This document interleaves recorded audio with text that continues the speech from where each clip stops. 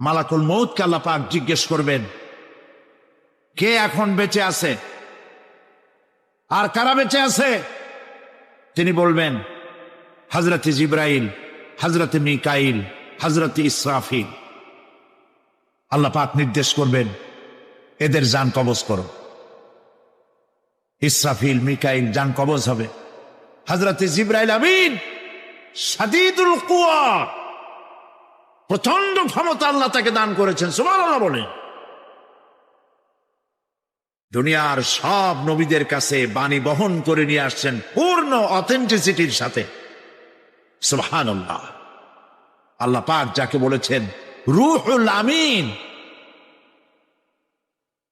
নবী করিম সাল্লাল্লাহু আলাইহি ওয়াসাল্লামের মেরাজের রাত্রে যে কথা বলা হয়েছে, ওয়ালাকাদ রাহু বিল উফুকিল মুবিন, পশ্চিম দিক বলয় তিনি যা দেখতে পেয়েছিলেন, তাফসীর বলছে হযরতে জিবরাইলের পূর্ণ আকৃতিতে নবী করিম সাল্লাল্লাহু আলাইহি ওয়াসাল্লাম তাকে দেখতে পেয়েছিলেন।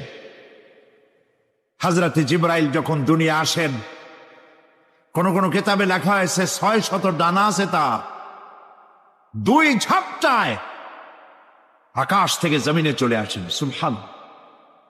হযরতে জিবরাইলকে আল্লাহ পাক বলবেন তাকে মওত দাও, হযরতে জিবরাইলও বিদায় হয়ে যাবে।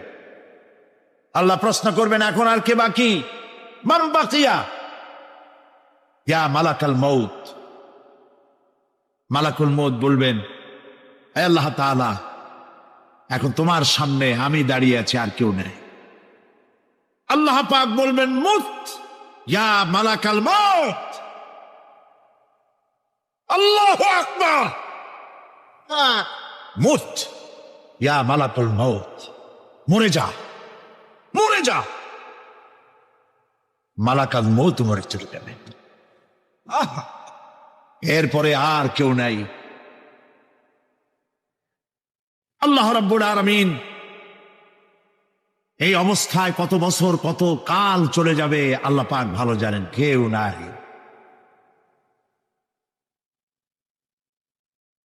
আজকের রাজত্ব কার? আল্লাহ প্রশ্ন করবেন, আজকের রাজত্ব কার? আল্লাহ পাক আওয়াজ দিবেন, বলবেন, আজকের রাজত্ব কার? কোন জবাব নাই, আকাশের নাই, জমিনের নাই, আকাশও তো নাই, কারো কোনো জবাব নাই। আল্লাহ পাক বলবেন, লিল্লাহি ওয়াহিদুল কাহ্হার। আজ একমাত্র রাজত্ব হচ্ছে পরাক্রমশালী আল্লাহ রাব্বুল আলামিনের। আল্লাহ পাক বলবেন, ইয়া দুনিয়া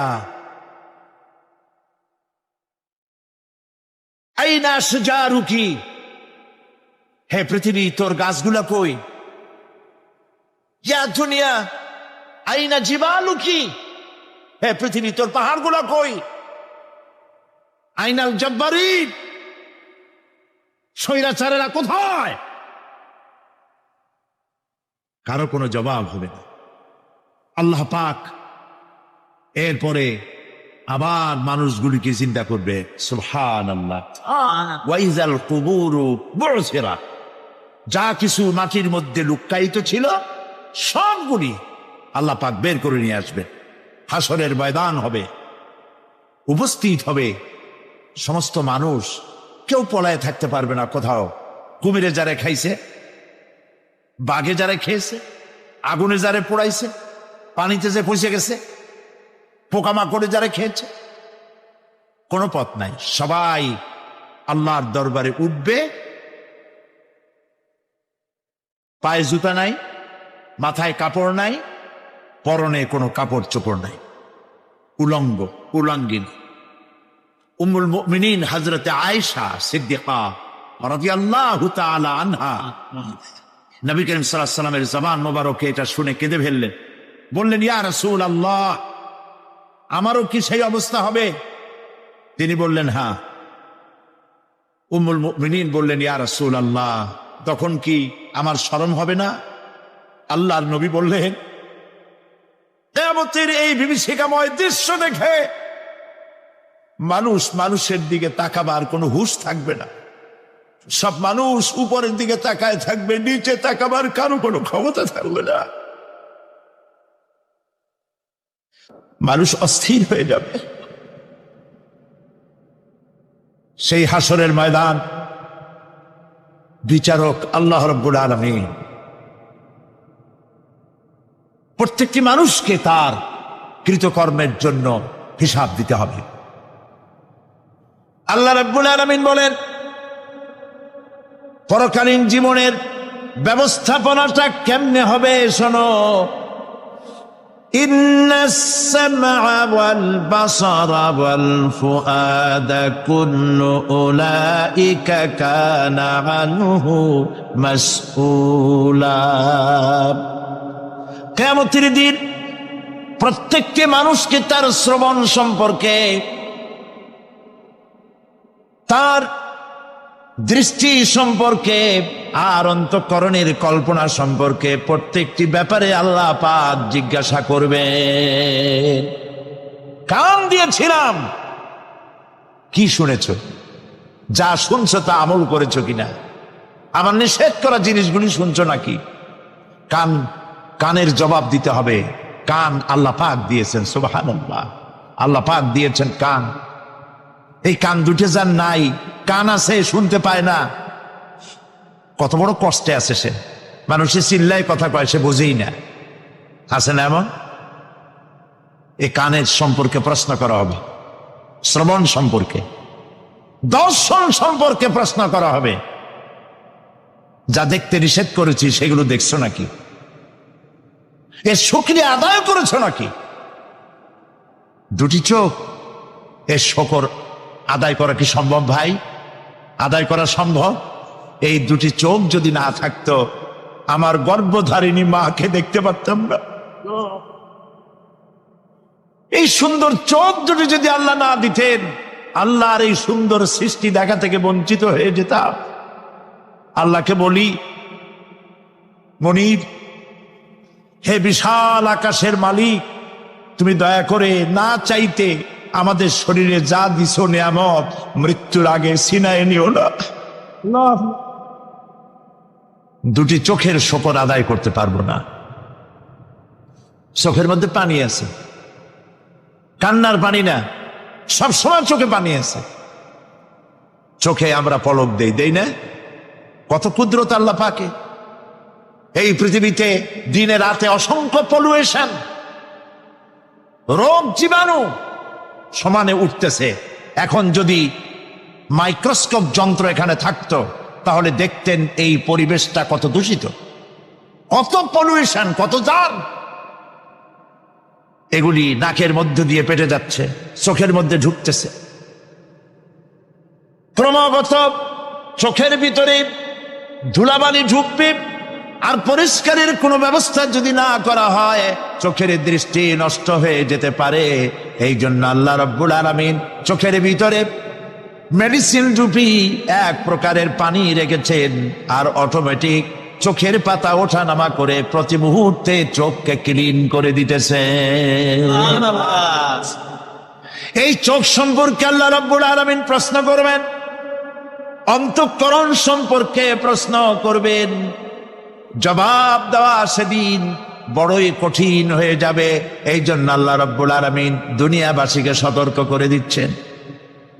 তিনি আরো বলছেন, ওয়ালাকাদ খালাকনাল ইনসানা ওয়া না'লামু মা তুওয়াসবিসু বিহি নাফসু ওয়া নাহনু আকরাবু ইলাইহি মিন হাবলিল ওয়ারিদ।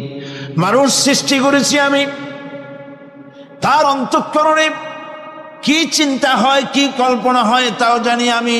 আর আমি আমার বান্দার যেই সাহারাগের উপরে মাথাটা খাড়া আছে, বিজ্ঞানীরা খুঁজে পাচ্ছে, আল্লাহ পাক মানুষের গলায় একটা টেপ রেকর্ডার লাগাই দিয়েছেন। সুবহানাল্লাহ বলেন।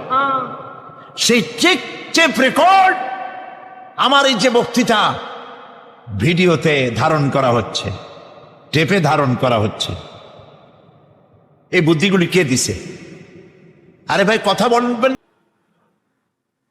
শর্ত যদি পালন করা না হয়, ওয়াদা পূরণ হবে না। শর্ত হচ্ছে মুমিন হও। আল্লাহ বলছেন আমি সাহায্য করব।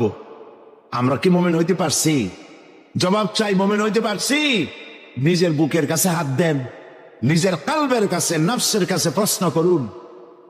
আল্লাহ যে মুসলমান চান, রসুল যে মুসলমান চান, যে কোয়ালিটির, আমি কি সেই কোয়ালিটি, সেই রিকোয়ারমেন্ট আমি কি ফুলফিল করতে পেরেছি? মন থেকে একটা নেগেটিভ জবাব আসবে, মন বলবে না এখনো হইতে পারো নাই। দাড়ি, টুপি, জামা, হজ, নামাজ হয়তো সবই ঠিক আছে, নামাজ পড়তে পড়তে হয়তো কপালে দাগও লেগেছে, কিন্তু মুমিন হওয়ার জন্য যেটা প্রয়োজন ছিল সেটা এখনো হয় নাই। এই জন্য আমি মাঝে মধ্যে দুঃখ করে বলি, মরা মানুষ তো জিন্দা হইতে পারে না, ঠিক কিনা? কিন্তু কোন মরা মানুষ যদি জিন্দা হইতে পারতেন, এমন কোন সিস্টেম যদি থাকতো, আর একজন সাহাবী যদি জিন্দা হতে পারতেন, আর আমাদেরকে যদি দেখতেন, আমাদের আমালগুলি যদি দেখতেন, চিৎকার দিয়ে বলতেন আল্লাহর কসম, মুহাম্মদ সাল্লাল্লাহু আলাইহি ওয়াসাল্লাম রক্ত দিয়ে, সাহাবায়ে কেরাম জীবন দিয়ে যে মুসলমান তৈরি করে গেছিলেন, এরা সেই মুসলমান না। আমাদের ইসলাম শুধু মসজিদের মধ্যে, আমরা যে মুসলমান তার পরিচয় শুধু মসজিদের মধ্যে। মসজিদ থেকে বেরিয়ে যাওয়ার পর আমার আচরণ আর হিন্দুর আচরণ আর খ্রিস্টানের আচরণের মধ্যে, ইহুদি আচরণের মধ্যে কোনো পার্থক্য আছে কি? বরং আমি তো আরো বাড়িয়ে বলবো, এক ধাপ এগিয়ে, এই পৃথিবীতে যদি চ্যালেঞ্জ হয়, কম্পিটিশন হয়, পৃথিবীতে সব থেকে বেশি মিথ্যে কথা কারা বলে? জবাব রূঢ় হলো বাস্তব, জবাবটা হচ্ছে মুসলমানেরাই। ওজনে কম দেয় কারা বেশি? মুসলমান। খাদ্যে ভেজাল দেয় কারা বেশি? মুসলমান। তাহলে আল্লাহর রহমত আমরা কেন পাবো? এই জন্য কোরআনে কারীম যে উদ্দেশ্য এসেছিল, আমরা সেই উদ্দেশ্যকে পূরণ করতে পারি নাই। কোরআন শরীফ, সুবহানাল্লাহ, সুবহানাল্লাহ, কোরআন একটি বর্ণ মুহাম্মদ সাল্লাল্লাহু আলাইহি ওয়াসাল্লামের বানানো এর মধ্যে নাই। আল্লাহু আকবার। দেখেন না কোরআন শরীফের অরিজিনালিটি, এর অথেন্টিসিটি, এর নির্ভরতা, এর পিউরিটি কতটা 100% মিয়া বিল মিয়া কারেক্ট, সেটা হলো এই কোরআন শরীফে 114টি সূরার প্রত্যেকটি সূরার শিরোনামে আছে বিসমিল্লাহির রহমানির রহিম, একটা সূরায় নাই। কোন সূরা? কেন নাই? এই জন্য নাই যেহেতু এই সূরা নাজিলের সময় আল্লাহ পাক এটা বলেন নাই। জিবরাইল আলাইহিস সালাম যখন নবী করিম সাল্লাল্লাহু আলাইহি ওয়াসাল্লামের কাছে এটা তেলাওয়াত করে শোনায়েছেন, তিনি বিসমিল্লাহ তখন বলেন নাই। নবী করিম সাল্লাল্লাহু আলাইহি ওয়াসাল্লাম যখন সাহাবায়ে কেরামকে লিখতে বলেছেন, কাতেবে ওহী যারা ছিলেন, তখন তিনি এই সূরার প্রথমে বিসমিল্লাহ বলেন নাই, তাই বিসমিল্লাহ এখানে লেখা হয় নাই। তার মানে হচ্ছে কোরআন শরীফ বিন্যাস করা, এর শব্দ বিন্যাস, সূরা বিন্যাস, এর সবকিছুকে বিন্যস্ত করার দায়িত্ব ছিল আল্লাহ পাকের। সুবহানাল্লাহ। আল্লাহ রাব্বুল আলামিন কোরআনে কারীমের মধ্যে বলেছেন, ইন্না নাহনু নাযালনা যিকরা ওয়া ইন্না লাহু লাহাফিজুন। কোরআন নাজিল করেছি আমি আল্লাহ, আর এর সংরক্ষণের সবটুকুন দায়িত্ব আল্লাহ রাব্বুল আলামিন নিজেই গ্রহণ করেছেন, আমি গ্রহণ করেছি। নাজিল করছি আমি, হেফাজত করবো আমি। কে বলেন সবাই? আমি হেফাজত করবো এটাকে। আল্লাহ পাক গ্যারান্টি দিচ্ছেন, ওয়ালাউ তাকাওয়ালা আলাইনা বা'দাল আকাওয়িল, আমার নবী যদি নিজের থেকে বানিয়ে কোনো কথা আমি আল্লাহর নামে কোরআন শরীফের ভিতরে চালাই দিতেন, আমি আমার নবীর ডান হাত চেপে ধরতাম, আর তার কণ্ঠ নালীকে আমি আল্লাহ কেটে ফেলে দিতাম। কত বড় কথা! গলা কেটে ফেলে দিতাম, একটি কথাও যদি নিজের থেকে বানিয়ে বলতেন। সুবহানাল্লাহ বলেন। সেই কোরআন একটি শব্দ মানুষের নেই। আল্লাহ পাক বলেছেন, এর উপর, কোরআনের উপর থেকে, এর নিচের থেকে, এর ডান থেকে, এর বাম থেকে, এর ভিতরে শয়তানের বাতিলের প্রবেশের কোনো অধিকার নয়। যদি থাকতো এতদিনে কত বেড়াছাড়া করতো, সেরা বেড়া করতো, উল্টো পাল্টা করিয়া সর্বনাশ করে বেড়াইতো, ঠিক কিনা? পৃথিবীতে শত শত কোটি খ্রিস্টান পৃথিবীতে আছে, খ্রিস্টানদেরকে চ্যালেঞ্জ করুন তো যে একটা বাইবেলের হাফেজ দাও আমাদেরকে। সারা পৃথিবীতে একটা হাফেজ চাই বাইবেল মুখস্থ করছে, পাওয়া যাবে? যাবে না। হিন্দুদেরকে চ্যালেঞ্জ করেন, কত কোটি হিন্দু আছে তোমাদের, বেদ তোমাদের ধর্মগ্রন্থ, বেদ মুখস্থ করছে, এরকমটা হাফেজ দাও, পারবে দিতে? পারবেন। মহান আল্লাহ রাব্বুল আলামিন কোরআনে কারীমকে হেফাজত করেছে। সূরা কমরের মধ্যে রব্বুল আলামিন বলেছেন, ওয়ালাকাদ ইয়াসসারনাল কুরআনা লিযিকরি ফাহাল মিন মুদ্দাকির। আল্লাহ পাক বলেন, অবশ্যই কোরআনে কারীমকে আমি মানুষের কাছে মুখস্থ করার জন্য আর বোঝার জন্য সহজ করে দিয়েছি। মুখস্থ করাও সহজ আর বোঝাও সহজ। কিন্তু দুর্ভাগ্যজনক সত্য আরেকটি কথা আছে, সেটা হলো এই, মুসলমান দাড়িওয়ালা টুপিওয়ালা আল্লাহর মসজিদের ভেতরে বসে এক শ্রেণীর মুসলমানেরা বলে কোরআন বোঝা আমাদের কাম না, আমরা পাবলিক, আমরা কোরআনের বুঝবো কি? কোরআন বুঝবে আলেমেরা। অবশ্যই রকমের লোক নারায়ণগঞ্জে নাই, বিভিন্ন জেলায় আছে। কোরআন আমরা বুঝবো না, বিশাল ব্যাপার, আল্লাহর কোরআন, এর আমরা বুঝবো কি?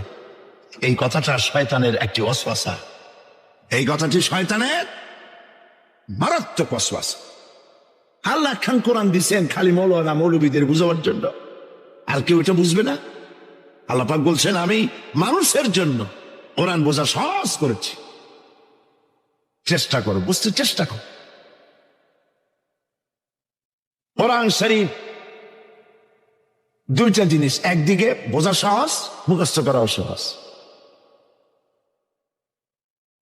আমার কাছে হাফেজ আমি পেয়েছি 8 বছরের বাচ্চা কোরআন শরীফ মুখস্থ করছে। আজকে পত্রিকা দেখলাম একটা ছোট্ট মেয়ের ছবি, 7 বছরে কোরআন শরীফ মুখস্থ করেছে, কোন মৌলানা সাহেবের ছেলে, তার মাও হাফেজ বাবাও হাফেজ। 7 বছরের ছোট্ট বাচ্চা 30 পারা করেছে। আপনি কি মনে করেন, পাগলামি মনে করেন এত বড় কোরআন শরীফ মুখস্থ করা? 7 বছরের বাচ্চা কোরআন মুখস্থ করছে। আমার কাছে মনে হলো যেন আটলান্টিক মহাসাগর আল্লাহ ঝিনুকের মধ্যে ঢুকাই দিছে। এই যে শরফুদ্দিন খলিফা নাকি একটা ছোট্ট বালের বাচ্চার একটা ক্যাসেট বেরিয়েছে না, তানজানিয়া। লোকেরা বলে, খুব আশ্চর্য হয়ে যায় যে কেউ কেউ তো বলে যে এগুলি কম্পিউটার দিয়ে বানাইছে। যারা আল্লাহর কুদরত বিশ্বাস করে না তারা এরকম বলে। লোকেরা আশ্চর্য হয়ে যায়, এত লোক ছোট ছেলে কোরআন শরীফ মুখস্থ করলো কেমনে? বয়স তার 4 বছর। আসলে বয়স 4 বছর না, আমি আজ থেকে 4 বছর আগেই তার কাছে দেখেছি লন্ডনে। তাহলে হইতেই পারে, আল্লাহ পাক যদি ইচ্ছা করেন করতেই পারে। চিন্তা করে দেখেন না, একটা লোক 40 বছর পর্যন্ত লেখাপড়া জান, লিখতেও পারেন না, পড়তেও পারেন না, নামও সই করতে পারেন না, কোন রাজনৈতিক ব্যক্তিদের সাথে ওঠা বসা করেন নাই, কোন কবি সাহিত্যিকদের সাথে ওঠা বসা করেন নাই। সেই লোকটি 40 বছর পর এমন কথা বললেন রাজনীতির কথা, দুনিয়া সব রাজনীতি ফেল হয়ে গেল। অর্থনীতির ব্যাপারে, সমাজনীতির ব্যাপারে এমন সব কথা বললেন, দুনিয়া ফেল। 40 বছর যিনি লেখা জানেন না, পড়া জানেন না, লিখতে জানেন না, পড়তে জানেন না, কে তিনি? সাল্লাল্লাহু আলাইহি ওয়াসাল্লাম। আল্লাহ পাক কেন পারবেন না? মরা গাছ দিয়ে ফুল ফুটাই দিতে পারেন, মরুভূমির ভিতরে পানির প্রস্রবণ ঘটিয়ে দিতে পারেন, আমিরকে ফকির করতে পারেন, ফকিরকে আমির করতে পারেন। এই তো আল্লাহ। যালিকুমুল্লাহু রাব্বুকুম, ইনি হচ্ছেন তোমার আমার রব। সুবহানাল্লাহি ওয়া বিহামদিহি।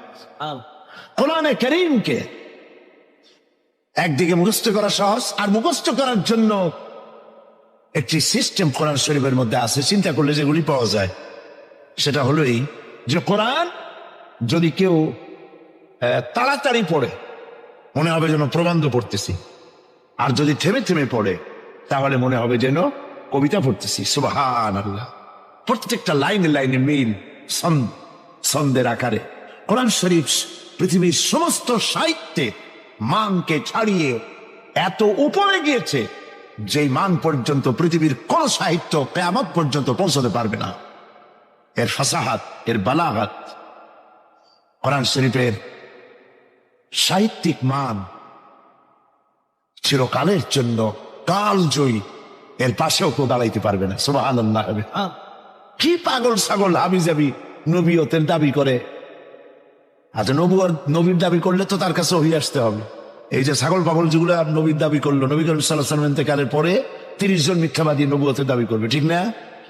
তো নবী হইতে হইলে 3টা শর্ত লাগে। একটা হলো ওহী আসতে হবে, মুজিজা থাকতে হবে, আর চরিত্র। নবীর কপালে লেখা থাকে না যে উনি নবী, বুকের উপরেও লেখা থাকে না যে ইনি নবী। চরিত্র দিয়েই প্রমাণ হয় ইনি কোন সাধারণ মানুষ নন, ইনি আল্লাহর নবী। সুবহানাল্লাহ। তাই তো হযরতে নবী করিম সাল্লাল্লাহু আলাইহি ওয়াসাল্লাম যখন হযরত খাদিজা রাদিয়াল্লাহু তাআলা আনহার কাছে যখন দ্বীনের দাওয়াত দিলেন, কালেমার দাওয়াত দিলেন, 1 সেকেন্ডও তিনি দেরি করেননি। চিন্তা করেন না, আপনি নিজেকে বহুত ফেরেশতা রূপে আপনি বলতে পারেন যে আমি একেবারে অ্যাঞ্জেলিক ক্যারেক্টারের লোক, ফেরেশতা চরিত্রের মানুষ। বাইরে গিয়ে বহুত কথা বলতে পারেন, এমনকি বাইরে গিয়ে অনেক মুরিদও বানাইতে পারেন। পীর সাহেবদেরকে জিজ্ঞেস করা উচিত যে আপনার বউ আপনার কাছে মুরিদ হয়েছে কিনা। বউ মুরিদ করে এত সহজ না। একজন পীরেরই দেখছিলাম একটা বইয়ের মধ্যে গল্প, বউ তাকে পীর মানতেই চায় না, বহুত চেষ্টা করছে মুরিদ বানাবার জন্য, পারেনি। একদিন বউকে কেরামতি দেখাবার জন্য সে রান্না করতেছিল বাইরে, ওটার উপর দিয়ে সে উড়ে গেল। এরপরে সে নামলো, বউ তাকে দেখে বলে, দেখছো তুমি তো পীরগিরি করো, এই যে একটা লোক কেবলমাত্র পাগড়ি বাঁধতে মাথার উপর দিয়ে উড়ে গেল, তুমি কি এরকম পারো? আরে বেটি, আমি তো উড়ে গেলাম তোমার দেখাবার জন্য, তুমি বিশ্বাস করো না। ও, সেই জন্য তো একটু কাইত হয়ে গেছো, সোজা হয়ে যেতে পারো নাই। বউ তো তার স্বামীর জন্য জীবন দিতে পারে, তার ভালোবাসা সবটা উজাড় করে দিতে পারে, কিন্তু ঈমান আনা সহজ নয়। যেহেতু বউ, আপনি সবাইকে ফাঁকি দিতে পারবেন, আপনার স্ত্রীকে কখনো ফাঁকি দিতে পারবেন না। আপনি কোথায় যান, কত রাত্রে বাড়ি ফেরেন, কার সঙ্গে টেলিফোনে কথা বলেন, আপনার ইনস অ্যান্ড আউট, ভেতর এবং বাইরের সব সূর্যের মতো পরিষ্কার আপনার স্ত্রীর কাছে। এই জন্য নবী করিম সাল্লাল্লাহু আলাইহি ওয়াসাল্লাম বলেছেন, তোমাদের মধ্যে উত্তম সেই ব্যক্তি যে ব্যক্তি তার স্ত্রীর কাছে উত্তম। আমি আমার স্ত্রীদের কাছে উত্তম ব্যক্তি। সুবহানাল্লাহ। হযরত নবী করিম সাল্লাল্লাহু আলাইহি ওয়াসাল্লাম তিনি যখন হযরতে খাদিজাকে যখন দ্বীনের দাওয়াত দিলেন, কালেমার দাওয়াত দিলেন, বললেন এক আল্লাহর ইবাদত করো, আমারে শেষ জামানার নবী হিসাবে মেনে নাও, আখেরি নবী হিসাবে আমাকে মেনে নাও। হযরতে খাদিজা এক মুহূর্ত দেরি করেন নাই, সঙ্গে সঙ্গে পড়েছেন লা ইলাহা ইল্লাল্লাহু মুহাম্মাদুর রাসূলুল্লাহ। জোরে পড়েন লা ইলাহা। নারায়ণগঞ্জের মতো জায়গা মাহফিল করবেন তো বড় খয়রাত করতে নামবেন, ছোট্ট বাটি নিয়ে নামবেন কেন? বিরাট ঝুলি নিয়ে নামেন। কেউ তো বেশি দিলে তখন নেবেন কি করে? এই জন্য আপনি যেমন ব্যবস্থা করবেন সেরকম। আমরা তো আরামে বক্তৃতা শুনতেছি, আর ইরাকের মুসলমানদের ঘুম হারাম হয়ে গেছে, খাবার নাই। গতকাল ব্রাহ্মণবাড়িয়া বলেছি, ইরাকের গর্ভবতী নারীরা তারা ডাক্তার সরকারের কাছে দাবি জানাইছিল যুদ্ধের একদিন আগে, বলছিল আমাদেরকে অপারেশন করে বাচ্চাগুলো বের করে দাও।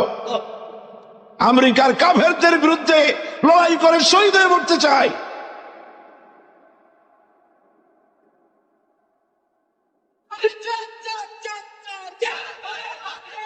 আমরা কিচ্ছু করতে পারবো না, কিন্তু দোয়া করতে পারবো। কি করতে পারবো? তবে দোয়া কবুল হোক আর না হোক এই নিয়ে তাড়াহুড়ো করবেন না। অনেকে মনে করে দোয়া তো করছিলাম, আফগানের জন্য হয়েছে কি? এই জাতীয় কথা বলা ইমানের বিপরীত, ইমানের খেলাফ। আপনার দোয়া কবুল করতে আল্লাহ বাধ্য নন। ফাআলুল লিমা ইউরিদ, যা খুশি তাই করেন। সুবহানাল্লাহ বলো। এই দোয়া যে করি, এই দোয়া কবুল আজ হবে, কাল হবে, অথবা 5 বছর 10 বছর পরে হবে, অথবা কবুল যদি না হয়, শাহনশাহ রব্বুল আলামিনের দরবারে দোয়া করা হয়েছে, এই জন্য আল্লাহ পাক কিয়ামতে মর্যাদা বৃদ্ধি করে দিবে। দোয়া করতেই হবে, দোয়া ছাড়া পথ নাই। কাজে বসবেন, হাঁটাহাঁটি করা ঠিক না। হযরতে খাদিজাতুল কুবরা রাদিয়াল্লাহু তাআলা আনহা ঈমান এনে কালেমা পড়ে বললেন কি জানেন? বললেন, আবাল কাসেম, হে কাসেমের পিতা, হে কাসেমের পিতা, আমি বিগত 15টি বছর আপনার সাথে ছিলাম স্ত্রী হিসেবে। আমি আপনার মধ্যে যে আচরণ দেখেছি, যে আখলাক দেখেছি, এটা কোনো সাধারণ মানুষের হতে পারে না। আপনি অবশ্যই আল্লাহর নবী, বিন্দুমাত্র সন্দেহ আমার নাই। সুবহানাল্লাহ। প্রিয় ভাই সব, সেই নবীদের জন্য 3টি শর্তের কথা বলেছিলাম। একটা হলো ওহী, একটা মুজিজা, একটা উন্নত মানের চরিত্র। ওহী ছাড়া নবী হওয়া যায় না। এই কোরআন সর্বশেষ ওহী মুহাম্মদ সাল্লাল্লাহু আলাইহি ওয়াসাল্লামের পরে। এরপরে আল্লাহর কোন ওহী আসবে না, একটা শব্দ আসবে না পৃথিবীর মানুষের জন্য। কমপ্লিট করে দেওয়া হয়েছে। আল ইয়াউমা আকমালতু লাকুম দীনাকুম ওয়া আতমামতু আলাইকুম নি'মাতি ওয়া রাদিতু লাকুমুল ইসলাম দীনা। এটাকে কমপ্লিট করা হয়েছে আল্লাহর পক্ষ থেকে। পৃথিবীর মানুষের জন্য আর একটি শব্দ প্রয়োজন নাই। বিজ্ঞানের আবিষ্কার যত বাড়ুক, কোরআন শরীফের কিচ্ছু তাতে আসে যায় না। যদি কোন আহাম্মক বলে যে বর্তমান হলো বিজ্ঞানের যুগ, কোরআন নাজিল হয়েছে কত বছর আগে? 1400 বছর আগে কোরআন নাজিল হয়েছে। সেই যুগের কোরআন আর এখন মডার্ন যুগ, এখন কি এগুলি চলে? আরে বাবা, তোমার বিজ্ঞান ফেলের সামনে। বিজ্ঞানের থিওরি হচ্ছে, বিজ্ঞানের একটি থিওরি এই যে বিজ্ঞানের কোন থিওরি ফাইনাল নয়। আজকে এক বিজ্ঞানী এক কথা বলে, কালকে আরেকজন আরেক কথা বলে। একদিন তো ডারউইন বলেছে এই মানুষগুলো মানুষ না, সবগুলা বান্দর। ও নিজেও বান্দর। বান্দর কেন? মানুষের নাকি দেখা যায় বান্দরের মতো। আচ্ছা বলেন, বান্দর আমার মামু হয়, শিম্পাজি আমার নানা, ওরাং ওটাং দাদা, এ বলে এর মধ্যে কোনো গৌরব আছে? এর মধ্যে কোনো গৌরব আছে? কোনো গৌরব নাই। ডারউইনের গোষ্ঠী বান্দরের গোষ্ঠী হইতে পারে, কিন্তু আমরা বান্দরের গোষ্ঠী না। আমরা আসছি আদম থেকে, আদম আসছে মাটি থেকে। সুবহানাল্লাহ। ওই সময় সে বলছিল, আমি চিন্তা করছি যে কয় বোতল খাইয়া এরকম লিখতে পারে। ওই সময় সে বলছে মানুষ বান্দর জাতি। এরপরে যারা পৃথিবীতে বিজ্ঞানী, তার সমকালীনের পরপরে যারা এসছে, তারা রিসার্চ করে বলেছে এই ডারউইনের এই কথা হলো একটা বান্দরামি। এটা ঠিক না। কারণ মানুষ যদি বান্দরের জাত হয়, তাহলে বান্দর তো পৃথিবী থেকে বিলুপ্ত হয় নাই। এখনো পৃথিবীতে বহুত বান্দর আছে। এই বান্দর গুলা, আমরা তো একটা বান্দর এরকম দেখলাম না যে কোমর পর্যন্ত মানুষের মতো হয়ে গেছে। আরো কিছু ভালো করে খাওয়াইলে তাড়াতাড়ি করে মানুষ হয়ে যাবে। অর্ধেক মানুষের মতো হয়েছে, 12 মানুষের মতো হয়েছে, অথবা মানুষ এই মাত্র হয়ে গেল বান্দর থেকে লেস খসে গেছে। এরকম হয়েছে কোথাও? কোন জিনিসের সাথে কোন জিনিসের সিমিলারিটি থাকলে এইটা ওইটার বংশের, এটা কি করে বলা যায়? তো এরকম বলেছে কেন তারা? মন যা বলেছে তাই বলেছে। ইন হুয়া ইল্লা ওয়াহয়ুন ইউহা। আল্লাহ পাক বলছেন, নবী যা বলেন, কোরআনের নামে যা বলেন, সব ওহী। তিনি নফস এবং প্রবৃত্তিকে অনুসরণ করে কোনো কথা বলেন না। আমি যা বলতে বলি তাই বলেন। সুবহানাল্লাহ। সুতরাং নবী করিম সাল্লাল্লাহু আলাইহি ওয়াসাল্লামের কাছে কোরআন এসেছিল এই কারণে যে কোরআন দিয়ে তিনি একটি সমাজ বিপ্লব করবেন, তাবিজ লাগবেন, এই জন্য কোরআন আসে নাই। বোঝেন কিনা কথা? এই যে দেখুন, আমার হাতে কোরআন শরীফ একটা আছে, ছাপা হয়েছে সুলেমানিয়া বুক হাউস, বাংলা বাজার, ঢাকা। কে তাদেরকে অধিকার দিল কোরআন শরীফ সেবে কোরআনের মধ্যে তাবিজের নকশা আঁকা? আল্লাহর কালামের সাথে এটা বেয়াদবি, বেহরমতি। এই জাতীয় কোরআন শরীফ বাজারে পাইলে আপনারা কিনবেন না। কোরআন শরীফ নাম্বার দিয়ে তাবিজ দেখার কোন অধিকার ইসলাম কাউকে দেয় নাই। কোরআন শরীফকে জাতির কাছে হালকা করেছে তাবিজের ব্যবসা দিয়ে। এটাকে একটা তাবিজের কিতাব বলে মনে করা হয়েছে। দেখুন, সূরা ফাতিহা, এই নকশা গলায় বাঁধিয়ে রাখিলে মুক্তি পাওয়া যায় রোগ হইতে। সূরা মারিয়াম, পেটে বাঁধে রাখলে বাচ্চা হবে তাড়াতাড়ি। সূরা ইউসুফ, এই নকশা গলার সাথে ঝুলায় রাখলে বিয়ে হবে তাড়াতাড়ি, কাঙ্ক্ষিত প্রেমিকাকে পাওয়া যাবে। এই জাতীয় আল্লাহর কালামের সাথে তামসা করেছে এরা, নাউজুবিল্লাহ বলে। তাবিজগুলো কি? কতগুলো দাগ দেওয়া, আর তার মধ্যে 573, 6072, 286, 1382 হারাম। আপনি 786 10 লক্ষ বারে যদি দেখেন, একবার বিসমিল্লাহর সমান হবে না। ইমানকে সাফ করতে হবে। কোরআন শরীফ তাবিজ দেখার জন্য আসে না। নবী করিম সাল্লাল্লাহু আলাইহি ওয়াসাল্লাম তাবিজ লেখেন নাই, অনুমতি দেন নাই। সাহাবায়ে কেরামের একজন সাহাবীও তাবিজ লেখেন না। ঝাড় ফুকের ব্যাপারে ইসলাম অনুমতি দিয়েছে। নবী করিম সাল্লাল্লাহু আলাইহি ওয়াসাল্লাম নিজে ঝাড় ফুক করেছেন, সাহাবায়ে কেরাম করেছেন। তাবিজ লেখে লেখা ধান্দাবাজি কারে কয়? বলে যে টিউবওয়েলের পানি, কুয়ার পানি, খালার পানি, বেড়ের পানি, ড্রেনের পানি, পুকুরের পানি, নদীর পানি, 7 জায়গা দিয়ে পানি আনবা। জাফরানের কালি, তারপরে কালিজিরার ছাতু, এইগুলো মিশাইয়া এরপরে দাগ দাগ দিয়ে তাবিজ লিখলো। তারপরে লেখে এক এক পাশে ইয়া জিব্রাইল, ইয়া মিকাইল, ইয়া ইসরাফিল, ইয়া জিব্রাইল, হাবিজাবি কতগুলো লিখিয়া এই জাতীয় যা খুশি আল্লাহর ফেরেশতাদের নাম লিখে গলায় ঝুলাবার কোনো মানে নাই। এগুলি করে কোরআন শরীফকে বেহুরমতি করা হয়েছে। নাউজুবিল্লাহ বলেন। বিশ্বাস করুন, কোরআন তাবিজ লেখার জন্য আসে নাই। কোরআন এসেছে ভাগ্য পরিবর্তন করার জন্য। আল্লাহ রাব্বুল আলামিন বলেন, তাহা মা আনজালনা আলাইকাল কুরআনা লিতাশকা। নবী হে, কোরআন আপনার উপর এই জন্য নাজিল করা হয় নাই যে আপনি আপনার ভাগ্য নষ্ট হয়ে যাবে, ভাগ্য বিপর্যস্ত হবে না, এই জন্য কোরআন আসে নাই। কোরআন এসেছে ভাগ্যকে সুপ্রসন্ন করার জন্য। সুবহানাল্লাহ। সেই কোরআনের সাথে সম্পর্ক করেছি তাবিজের, কোরআনের সাথে সম্পর্ক করেছি চুমা দেওয়ার, মাথায় রাখার, বুকে লাগাবার। হ্যাঁ ঠিক আছে, কোরআন শরীফ মাথায় লাগাবো না কি লাগাবো? চুমা কোরআনে দেবো না তো কোথায় দেবো? বুকে কোরআন লাগাবো না তা কোথায় লাগাবো? এটা ঠিক আছে, কিন্তু আপনি বলেন, আপনি ডাক্তারের কাছে গেছেন, আপনি রুগী, ডাক্তার আপনাকে প্যাথোলজিক্যাল টেস্ট করে আপনার ডিজিজ কি তা ফাইন্ড আউট করে আপনাকে দিয়ে দিল, কি দিল? প্রেসক্রিপশন। আপনি প্রেসক্রিপশন গ্লাসের ভিতরে ভিজাইয়া 41 দিন সকালে আর বিকালে পান করলেন, অথবা প্রেসক্রিপশন ভাস করে মাদুরের মধ্যে ঢুকাইয়া গলায় ঝুলাই দিলেন, অথবা প্রেসক্রিপশন সকাল বিকাল চুমা খাইলেন। রোগ ভালো হবে? রোগ ভালো হবে? যদি কেউ প্রেসক্রিপশনের সাথে কোনো রুগী যদি এই ব্যবহার করে, তাহলে সেই রুগী সম্পর্কে আপনার চিন্তা, আপনার মত, আপনার রায়, আপনার ফতোয়া কি হবে বলেন জোরে?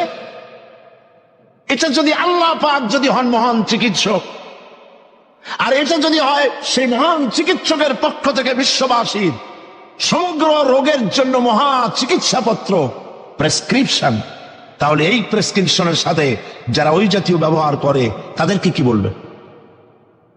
এবারের ফতোয়া নিজের গায়ে পড়বে।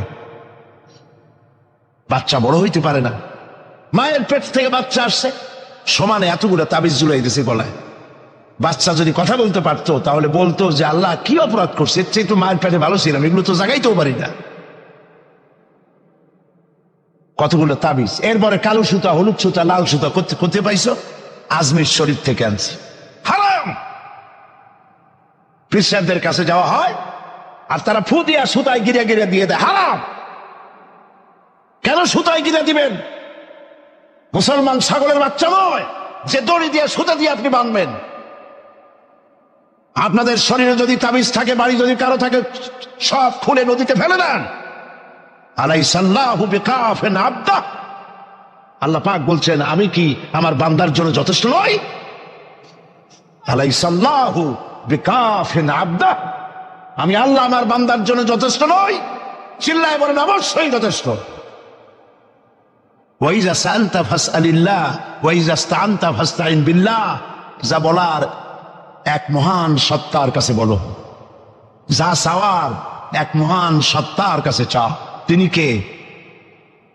তিনি হচ্ছেন আল্লাহ পাক। সুবহানাল্লাহ বলেন, সুবহানাল্লাহ। প্রিয় ভাই সব, যারা মাজারে যায়, ওই যে মাজার আছে সিলেট শাহজালালের রহমতুল্লাহ আলাইহির মাজার, আজমিরে আছে খাজা মঈনুদ্দিন চিশতি রহমতুল্লাহ আলাইহির মাজার, বাগদাদে আছে হযরত বড় পীর মহিউদ্দিন আব্দুল কাদের জিলানী রহমতুল্লাহ আলাইহির মাজার। বাংলাদেশ থেকে লোকেরা তাদের পয়সা করিয়ে আছে, সব জায়গায় যায়। কেন যায়? 15 বছর বিয়ে করছে, বাচ্চা হয় না, মামলা করেছে হাইকোর্ট সুপ্রিম কোর্ট, সব জায়গায় বেকায়দা, ব্যবসা করে খালি লাল বাতি জ্বল, ওষুধপত্র খায়, রোগ ভালো হয় না, চলে গেল মাজারে। একটু সময়ের জন্য কমন সেন্সের কমন বাদ দিয়া শুধু সেন্স দিয়া চিন্তা করে, যার কাছে আপনি আপনার অভিযোগ বলতে গেছেন, এই 3 জন অলির কথাই ধরি, বাকিদের পরে ধরি। ওনাদের মাতৃভাষা কি? শাহজালাল রহমতুল্লাহ আলাইহির মাতৃভাষা কি? আরবি। বলেন কি? আরবি। ইয়েমেন থেকে তিনি এসেছিলেন, আরবি। খাজা মঈনুদ্দিন চিশতি রহমতুল্লাহ আলাইহির মাতৃভাষা আরবি। হযরতে বড় পীর আব্দুল কাদের জিলানী রহমতুল্লাহ আলাইহির মাতৃভাষা আরবি। আপনি গিয়ে বাংলায় বললেন, খাজা বাবা আমার তো 15 বছর বিয়ে করছি, বাচ্চা মোটে হয় না, এখন করবো কি? আপনার কথা খুব বুঝছেন তিনি, তাই না? খুব বুঝেছেন। গেল 1 নম্বর মিস ফায়ার। 2 নম্বরে, আপনি যে কবরের কাছে গিয়ে এই কথাগুলি বলছেন, তিনি যে কবরে আছেন তার গ্যারান্টি কি? ওখানে তো তিনি নাও থাকতে পারেন। সাধারণ এমপি মন্ত্রী কোন জেলায় যদি যায়, সরকারের মেহমানখানা আছে, নাম কি? Circuit house. মেহমান যে আন্দাজে, সরকারের তেমন ব্যবস্থা আছে, ডাকবাংলা আছে, রেস্ট হাউস আছে, সার্কিট হাউস আছে, ঠিক না? 2 রকমের মেহমান। এক প্রকার হলো ভিআইপি, আর এক প্রকার হচ্ছে নিকৃষ্ট, চোর ডাকাত। এরাও সরকারের মেহমান। চোর ডাকাত, মুচ্ছা বদমাস, সন্ত্রাসী, ওরা যদি মেহমান হয়ে পুলিশে, এদের ধরবে কারা? এই মেহমানদের ধরবে পুলিশে, ধরে নিয়ে ওদের জন্য মেহমান খানা হলো হাজত, হাজতের মধ্যে থুয়ে দেবে, কনভিক্টেড হলে পরে জেলখানার মধ্যে ঢুকাই দেবে, ঠিক কিনা? আর যদি এমপি হয়, মন্ত্রী হয়, প্রধানমন্ত্রী হয়, তা থাকার জন্য প্রত্যেকটা জেলায় গভর্নমেন্ট সার্কিট হাউস করে রেখেছে। এই সব মন্ত্রী প্রধানমন্ত্রীর চাইতে ওলিউল্লাহ, আল্লাহর ওলি যারা, তাদের মর্যাদা আল্লাহর কাছে অনেক বেশি। তারা ইন্তেকাল করবেন, আর আল্লাহ মাঝের মধ্যে ভালাই তবে আল্লাহর কোন রেস্ট হাউস থাকতে নাই, আল্লাহর কোন গেস্ট হাউস থাকতে নাই। হয়তো তিনি কবরে নাই, গেস্ট হাউসে তিনি আরাম ফরমাচ্ছেন। 2 নম্বর মিস ফায়ার। 3 নম্বরে, কবরে যদি থাকেও তখন তিনি ঘুমে আছেন না চেতনা আছে? যদি ঘুমের মধ্যে থাকে তাহলে 3 নম্বর মিস ফায়ার, কোনো কামে লাগলো না। এই জন্য চাইতে হবে এমন মহান সত্তার কাছে, যিনি কখনো ঘুমান না, লা তাখুযুহু সিনাতুন ওয়ালা নাওম, যার ঘুমও নাই, তন্দ্রাও নাই। কে তিনি? চিল্লায় বলুন। কলিজাটারে পরিষ্কার করেন, সাফ করে নেন। এভাবে সাফ করবেন, কোন রাফিদ, কোন জিনজাবির আমার ভাগ্য ভালো বানাতে পারবে না, পারবে না, পারবে না। কোন মরাফির, কোন জিনজাবির ফু দিয়া আমার ভাগ্যকে বিনষ্ট করে দিতে পারবে না। খায়রিহি ওয়া শাররিহি মিনাল্লাহি তাআলা, আমার ভালো আমার মন্দ কেবলমাত্র এক মহান সত্তার মুষ্টির ভিতরে নিবদ্ধ, তিনি আল্লাহ রব্বুল ইজ্জত ওয়াল জালাল। গোটা আকাশ, গোটা জমিন যার মুঠার ভেতরে। মুসা আলাইহিস সালাম বলেছিলেন, আল্লাহ তুমি নাকি ঘুমাও না? আল্লাহ কেউ বিশ্বাস করে না, তো সাংঘাতিক কথা। এইভাবে ইব্রাহিম আলাইহিস সালাম আল্লাহরে বলছিলেন,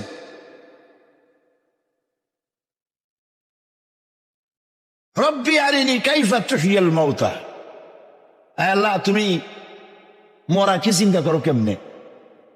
আল্লাহ কয় আওয়ালাম তুমিন, বিশ্বাস করো না? ইব্রাহিম আলাইহিস সালাম কাঁপে গেছেন। তিনি সাথে সাথে বললেন বলা। তিনি কিন্তু নাম বলতে পারতেন, যদি নাম বলতেন তো ভুল হইতো না। তো নাম আর বালার সম অর্থবোধ। তিনি বলতেন হ্যাঁ, কিন্তু নাম বলেন নাই, বলেছেন বালা। সাথে সাথে একটু দেরি করেন নাই।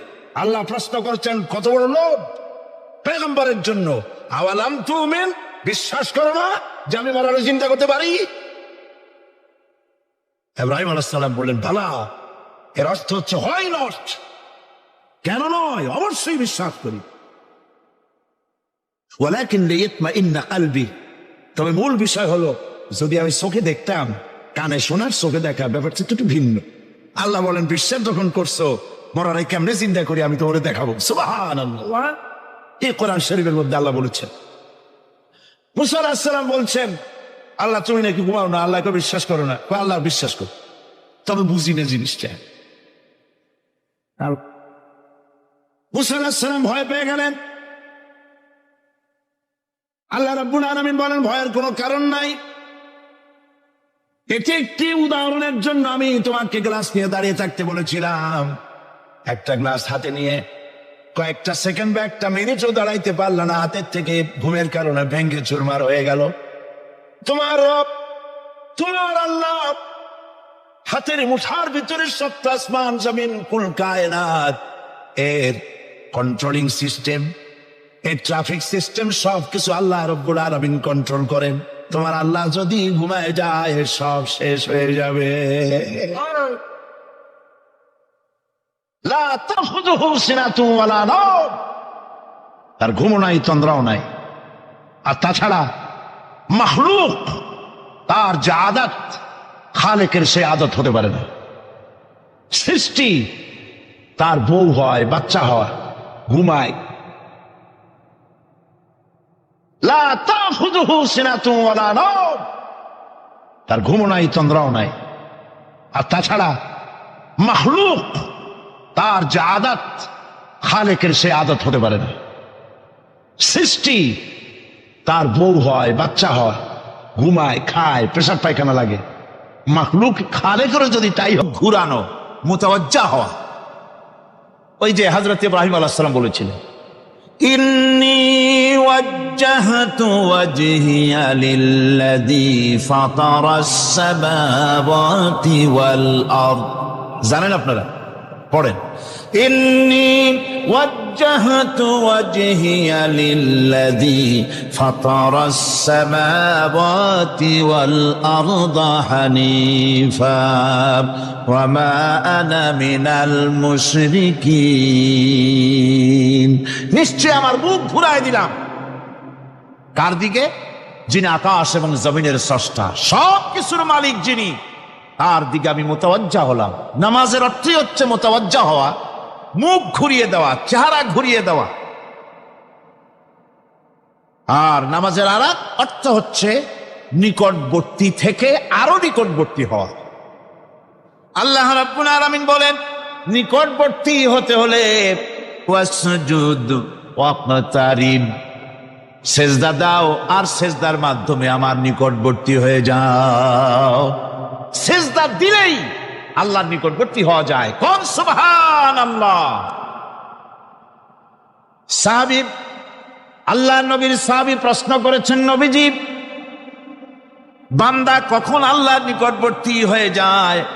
নবীজি বলেছেন, বান্দা যখন সেজদা দেয় তখন আল্লাহর বান্দার মাঝে কোনো হিজাব থাকে না, একদম আল্লাহ পাকের নিকটবর্তী হয়ে যায় বান্দা যখন সেজদায় পড়ে যায়। সুতরাং নামাজ হচ্ছে নিকটবর্তী হওয়া, সালাত এটা হচ্ছে নিকটবর্তী হওয়া। নামাজ ফরজ হওয়ার কারণ হচ্ছে এই যে মানুষ আল্লাহর বান্দা বা গোলাম হিসেবে সৃষ্টি হয়েছে, তাই একমুখী হয়ে রবের বন্দিগি করা এটা হচ্ছে তার স্বাভাবিক একটা প্রকৃতি। আল্লাহ রাব্বুল আলামিন এই প্রকৃতির দাবি মিটাবার জন্যই নামাজের ব্যবস্থা করেছেন। মানুষের ফিতরত, মানুষের নেচার, মানুষের ফিতরত হচ্ছে এই যে কারো না কারো কাছে মাথা নত করা, হাত জোড় করা, মাথা নত করা, সার্বভৌমত্বের মালিক কাউকে মনে করা। হাত জোড় করতে হলে, মাথা নত করতে হলে, সার্বভৌমত্বের মালিক হিসেবে কাউকে গ্রহণ করতে হলে আল্লাহর বিকল্প কেউ আছে নাকি? ইসলামের মূল দাওয়াতটা হলো ফিতরাত অনুযায়ী দাওয়াত দেওয়া হয়েছে, মানুষ যেন মাথা নত করে, গোলামি করে। এজন্য আল্লাহ রাব্বুল আলামিন বলেছেন যে আমি মানুষ এবং জিনকে সৃষ্টি করেছি, তার কারণটাই হলো মা খালাকতুল জিন্না ওয়াল ইনসা ইল্লা লিয়াবুদুন। মানুষ আর জিন জাতিকে সৃষ্টি করা হয়েছে ইবাদতের জন্য, গোলামির জন্য। ইবাদত আর গোলামি এটাই করতে হবে, গোলামি করতে হবে, দাসত্ব করতে হবে। আর এই দাসত্ব, আল্লাহর আনুগত্য, এই গোলামির দাওয়াত দিয়েছেন দুনিয়ার সব নবীরা। কোন নবী বলেন নাই যে আমার গোলামি করো। কেউ বলেছেন? বলেন জোরে, কেউ বলেছেন? আল্লাহ পাক বলেন ওয়ালাকাদ বা'আসনা ফি কুল্লি উম্মাতির রাসূলা আন ইবুদুল্লাহা ওয়াজতানিবুত তাগুত। প্রত্যেক জাতির জন্য আমি রাসূল প্রেরণ করেছি, তারা মানুষকে দাওয়াত দিয়েছেন এই কথা বলে যে এক আল্লাহর গোলামি করো, তিনি ছাড়া কোনো ইলাহ নাই, আইনদাতা নাই, বিধানদাতা নাই, তার গোলামি, তার সামনে মাথা নত করে দাও। নামাজ হচ্ছে তাওহীদের অবশ্যম্ভাবী এক বহির্প্রকাশ। তাওহীদের জন্য তাওহীদবাদী মানুষ যারা, তাদেরকে নামাজ আদায় করতেই হবে। আকীদা বিশ্বাসের দিক থেকে তাওহীদ যদি হয় পুরা দ্বীনের মূল উৎস, তাহলে আমলের দিক থেকে নামাজ হচ্ছে পুরা দ্বীনের মূল ভিত্তি। নামাজ হচ্ছে আমলের মূল ভিত্তি, এর বাস্তবায়ন ছাড়া দ্বীন পূর্ণ হয় না। নামাজ মুমিনের কেবলমাত্র একটি উত্তম আমলই নয়, বরং নামাজ হচ্ছে ইমানের মূল ভিত্তি। যার কাছে নামাজ নাই তার কাছে কিছুই নেই।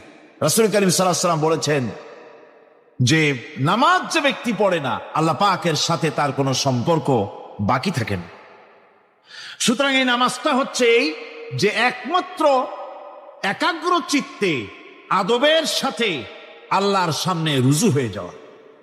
কোরআনে কারীম বলছে মুনিবিনা ইলাইহি ওয়াত্তাকুহু ওয়া আকিমুস সালাতা ওয়া লা তাকুনু মিনাল মুশরিকিন। তোমরা আল্লাহর দিকে রুজু হয়ে যাও এবং তাকে ভয় করে অন্যায় কাজ থেকে বিরত থাকো, আর নামাজ কায়েম করো, মুশরিকদের অন্তর্ভুক্ত হয়ে যেও না। নামাজ কায়েম করা, নামাজের আদেশ কোরআনে কারীমের মধ্যে আল্লাহ পাক বহু জায়গায় করেছেন। ঈমানের পর নামাজই হচ্ছে সবচেয়ে বড় জরুরি। একজন মানুষ ঈমান আনলো, যেমন কালকে একজন ঈমান এনেছে, ঈমান আনার সাথে সাথে তার প্রথম কাজ কি বলুন? বলেন প্রথম কাজ কি? ফজরের নামাজের আগে একজন ইসলাম কবুল করলেন, তার প্রথম দায়িত্ব নামাজকে আদায় করে দেওয়া, ফজরের নামাজ পড়া। জোহরের আগেই কেউ ঈমান আনলো, তার প্রথম দায়িত্ব জোহরের নামাজ আদায় করা। আসরের নামাজের আগে ঈমান এনেছে, তার প্রথম দায়িত্ব হলো আসরের নামাজ আদায় করা। তার মানে হলো ঈমান আনার পর একজন ঈমানদারের প্রথম দায়িত্ব হচ্ছে নামাজ। গুরুত্বপূর্ণ বিষয়, খুব ভালো করে শুনতে হবে, ইয়াদ রাখতে হবে প্রত্যেকটি মুসলমানের। এই নামাজ কি জিনিস, কেমনে আদায় করতে হবে, আদায় না করলে কি হবে, গুরুত্বপূর্ণ এই কথাগুলি প্রত্যেকের স্মরণ রাখতে হবে। কিয়ামতের দিন মানুষ যে জাহান্নামে যাবে, জাহান্নামের জন্য, জাহান্নামে যে সব কারণে যাবে, তার মধ্যে বড় কারণ কালকে বলেছিলাম, দেখি মনে আছে নাকি? বড় কারণ কয়টা? কয়টা? আলহামদুলিল্লাহ মনে আছে। আল্লাহ রাব্বুল আলামিন বলেন ইয়াতাসাআলুনা আনিল মুজরিমিন। কিয়ামতের দিন অপরাধীদেরকে জিজ্ঞেস করা হবে মা সালাকাকুম ফি সাকার, জাহান্নামে কেন আসছো? জবাবে তারা বলবে ক্বালু লাম নাকু মিনাল মুসাল্লিনা ওয়া লাম নাকু নুতঈমুল মিসকিন। নামাজ পড়ি নাই, আর এতিম মিসকিনদের খেতে দেই নাই, এই কারণেই জাহান্নামে এসেছি। কল নাউযুবিল্লাহ। নামাজ যারা পড়বে না জাহান্নামে যেতে হবে। কোথায় যেতে হবে? আকীদাগত দিক থেকে ঈমান হলো তাওহীদের স্বীকৃতি, আর আমলের দিক থেকে নামাজ হচ্ছে তাওহীদের বহিঃপ্রকাশ। আপনি মুসলমান তা প্রমাণ হবে নামাজ দিয়ে। নামাজহীন ইমানের দাবি মূল্যহীন। যার নামাজ নাই তার ইমানের দাবি করার কোনো মূল্যই নেই। অনেক এরকম কথা বলে, হুজুর আমি মানুষটা নিতান্ত খারাপ না, যাই মনে করে, গ্রামে রাস্তা বানাইছি, ব্রিজ করে দিয়েছি, কালভার্ট করেছি, এতিম মিসকিনরে তাও মাঝে মধ্যে খাবার দেই, বিধবারে কাপড় চোপড় দেই, মানুষটা আমি নিতান্ত খারাপ না, তবে এই মাঝে মধ্যে একটু নামাজ পড়ি না, তাতে কি আমার ইমান নষ্ট হয়েছে? আমি বলি ভাই ইমানই তো নাই, নষ্ট হবে কি? ইমান থাকলে না নষ্ট হবে? ইমান নাই। সুতরাং একজন মুসলমান যদি নামাজ না পড়ে নিজেকে মুসলমান বলে দাবি করার কোন হক তার নাই, দাবি করার অধিকার নাই। নামাজ হচ্ছে জিন্দেগি, নামাজটাই মূলত জিন্দেগি। নামাজটা কি? জিন্দেগি। আল্লাহ রাব্বুল আলামিন শেখাচ্ছেন, কুল ইন্না সালাতি ওয়া নুসুকি ওয়া মাহইয়ায়া ওয়া মামাতি লিল্লাহি রাব্বিল আলামিন। মুহাব্বতের সাথে সবাই পড়েন, কুল ইন্না সালাতি ওয়া নুসুকি ওয়া মাহইয়ায়া ওয়া মামাতি লিল্লাহি রাব্বিল আলামিন। বলো আমার নামাজ, বলো আমার নামাজ, আমার কোরবানি, আমার হায়াত, আমার মত সবকিছুই আল্লাহ রব্বুল আলামিনের জন্য নিবেদিত। আমার বেঁচে থাকা, আমার মরে যাওয়া সব আল্লাহর জন্য। সে আল্লাহ রব্বুল আলামিন, তার জন্য সবকিছু নিবেদিত করতে হবে। আল্লাহ পাকের গোলাম আমাদের বানিয়েছেন, আল্লাহ আমাদের গোলামি করা লাগবে। আর গোলামির নমুনা যাকাত দিয়া, হজ দিয়া, দাম দিয়া, সদকা দিয়া, কোন জিনিস দিয়ে নামাজের মতো গোলামির উৎকৃষ্ট প্রমাণ বা নমুনা আর কিছুতে নাই। আমি যে গোলাম তার উৎকৃষ্ট প্রমাণ হচ্ছে নামাজ। নামাজেই একটা মানুষ গোলামির অনুভূতিতে তাকে নিয়ে যায়। বাদশাহ হোক, মন্ত্রী হোক, পীর হোক, মৌলানা হোক, মুহাদ্দিস হোক, বড় লোক হোক, গরিব হোক, পুরুষ হোক, নারী হোক, যাই হোক, নামাজে দাঁড়াইলো, একেবারে কান্ডারে ধরিয়া কানের কাছে হাত দিয়া, হাত দুটো বাঁধিয়া মাথা নিচের দিকে দিয়ে দাঁড়ায় গেল। কিসের মতো? আসামির মতো, গোলামের মতো। সুবহানাল্লাহ। এদিক ওদিক তাকাইতে পারবা না, চোখটা থাকবে সেজদা যেখানে দিবা সেখানে। তাকানো নিষেধ, সেজদার দিকে তাকাও। এরপরে যখন রুকুতে গেলেন, গোলামির নমুনা হয়ে গেল।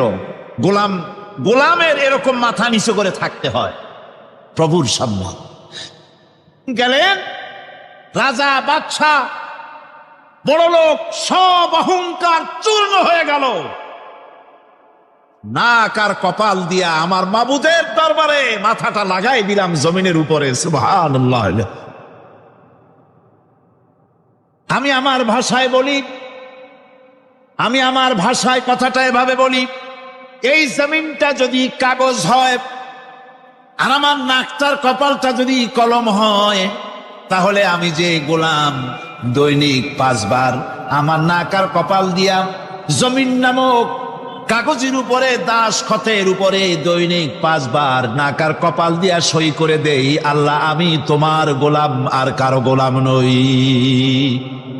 আমি একমাত্র তোমার গোলাম।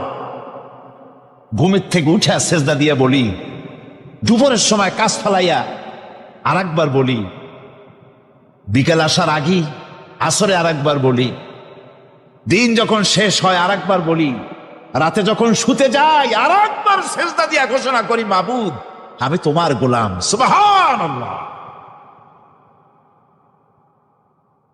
নামাজ হচ্ছে ইসলামের গণ্ডির মধ্যে প্রবেশের প্রমাণ। কোরআনে কারীম বলছে, ফাইন তাবু ওয়া আকামুস সালাতা ওয়া আতাউজ যাকাতা ফাইখওয়ানুকুম ফিদ্দীন। সূরা তওবা এসেছে, তারা যদি তওবা করে আর নামাজ কায়েম করে, যাকাত যদি আদায় করে, তাহলে এখন তোমাদের সে দ্বীনি ভাই, এখন ভাই হয়ে গেল। একটু আগে ছিল কাফের মুশরিক, এখন তোমার দ্বীনি ভাই। দ্বীনের গণ্ডির মধ্যে প্রবেশ করা, কলেমা পড়ার সাথে সাথেই নামাজ। নামাজ হচ্ছে দ্বীনের প্রধান গেট, দ্বীনের প্রধান তোরণ। দ্বীনের মধ্যে প্রবেশ করার জন্য এই গেট দিয়ে প্রবেশ করতে হবে। সুতরাং এই নামাজের এতই গুরুত্ব দেওয়া হয়েছে। ইসলাম যদি ক্ষমতায় আসে, আল্লাহ যেন এনে দেন, জোরে কোন আমিন। ইসলাম যদি ক্ষমতায় এসে যায়, রব্বুল আলামিন তাফসীরে মাহফিল, কোরআন সামনে নিয়ে আশা করে তোমার দরবারে দোয়া করি, এই বিশাল জনসমুদ্রের দোয়া কবুল করো মাবুদ গো, এই বাংলাদেশকে ইসলামের দেশ বানাইয়া দাও। দেশটা যদি ইসলামের হয়ে যায়, আইন যদি আল্লাহর হয়, শাসন যদি সৎ লোকেরা করে, রব্বুল আলামিন কোরআন শরীফে বলেন, তাহলে তারা 4টা কাজ করবে। আল্লাযীনা মাক্কান্নাহুম ফিল আরদ আকামুস সালাতা ওয়া আতাউজ যাকাত ওয়া আমারু বিল মা'রুফি ওয়া নাহাউ আনিল মুনকার। মুমিনেরা ক্ষমতা এসে প্রথম যে কাজটা করবে, প্রথমে ক্ষমতা এসেই নামাজ বাধ্যতামূলক করবে। প্রথম কি?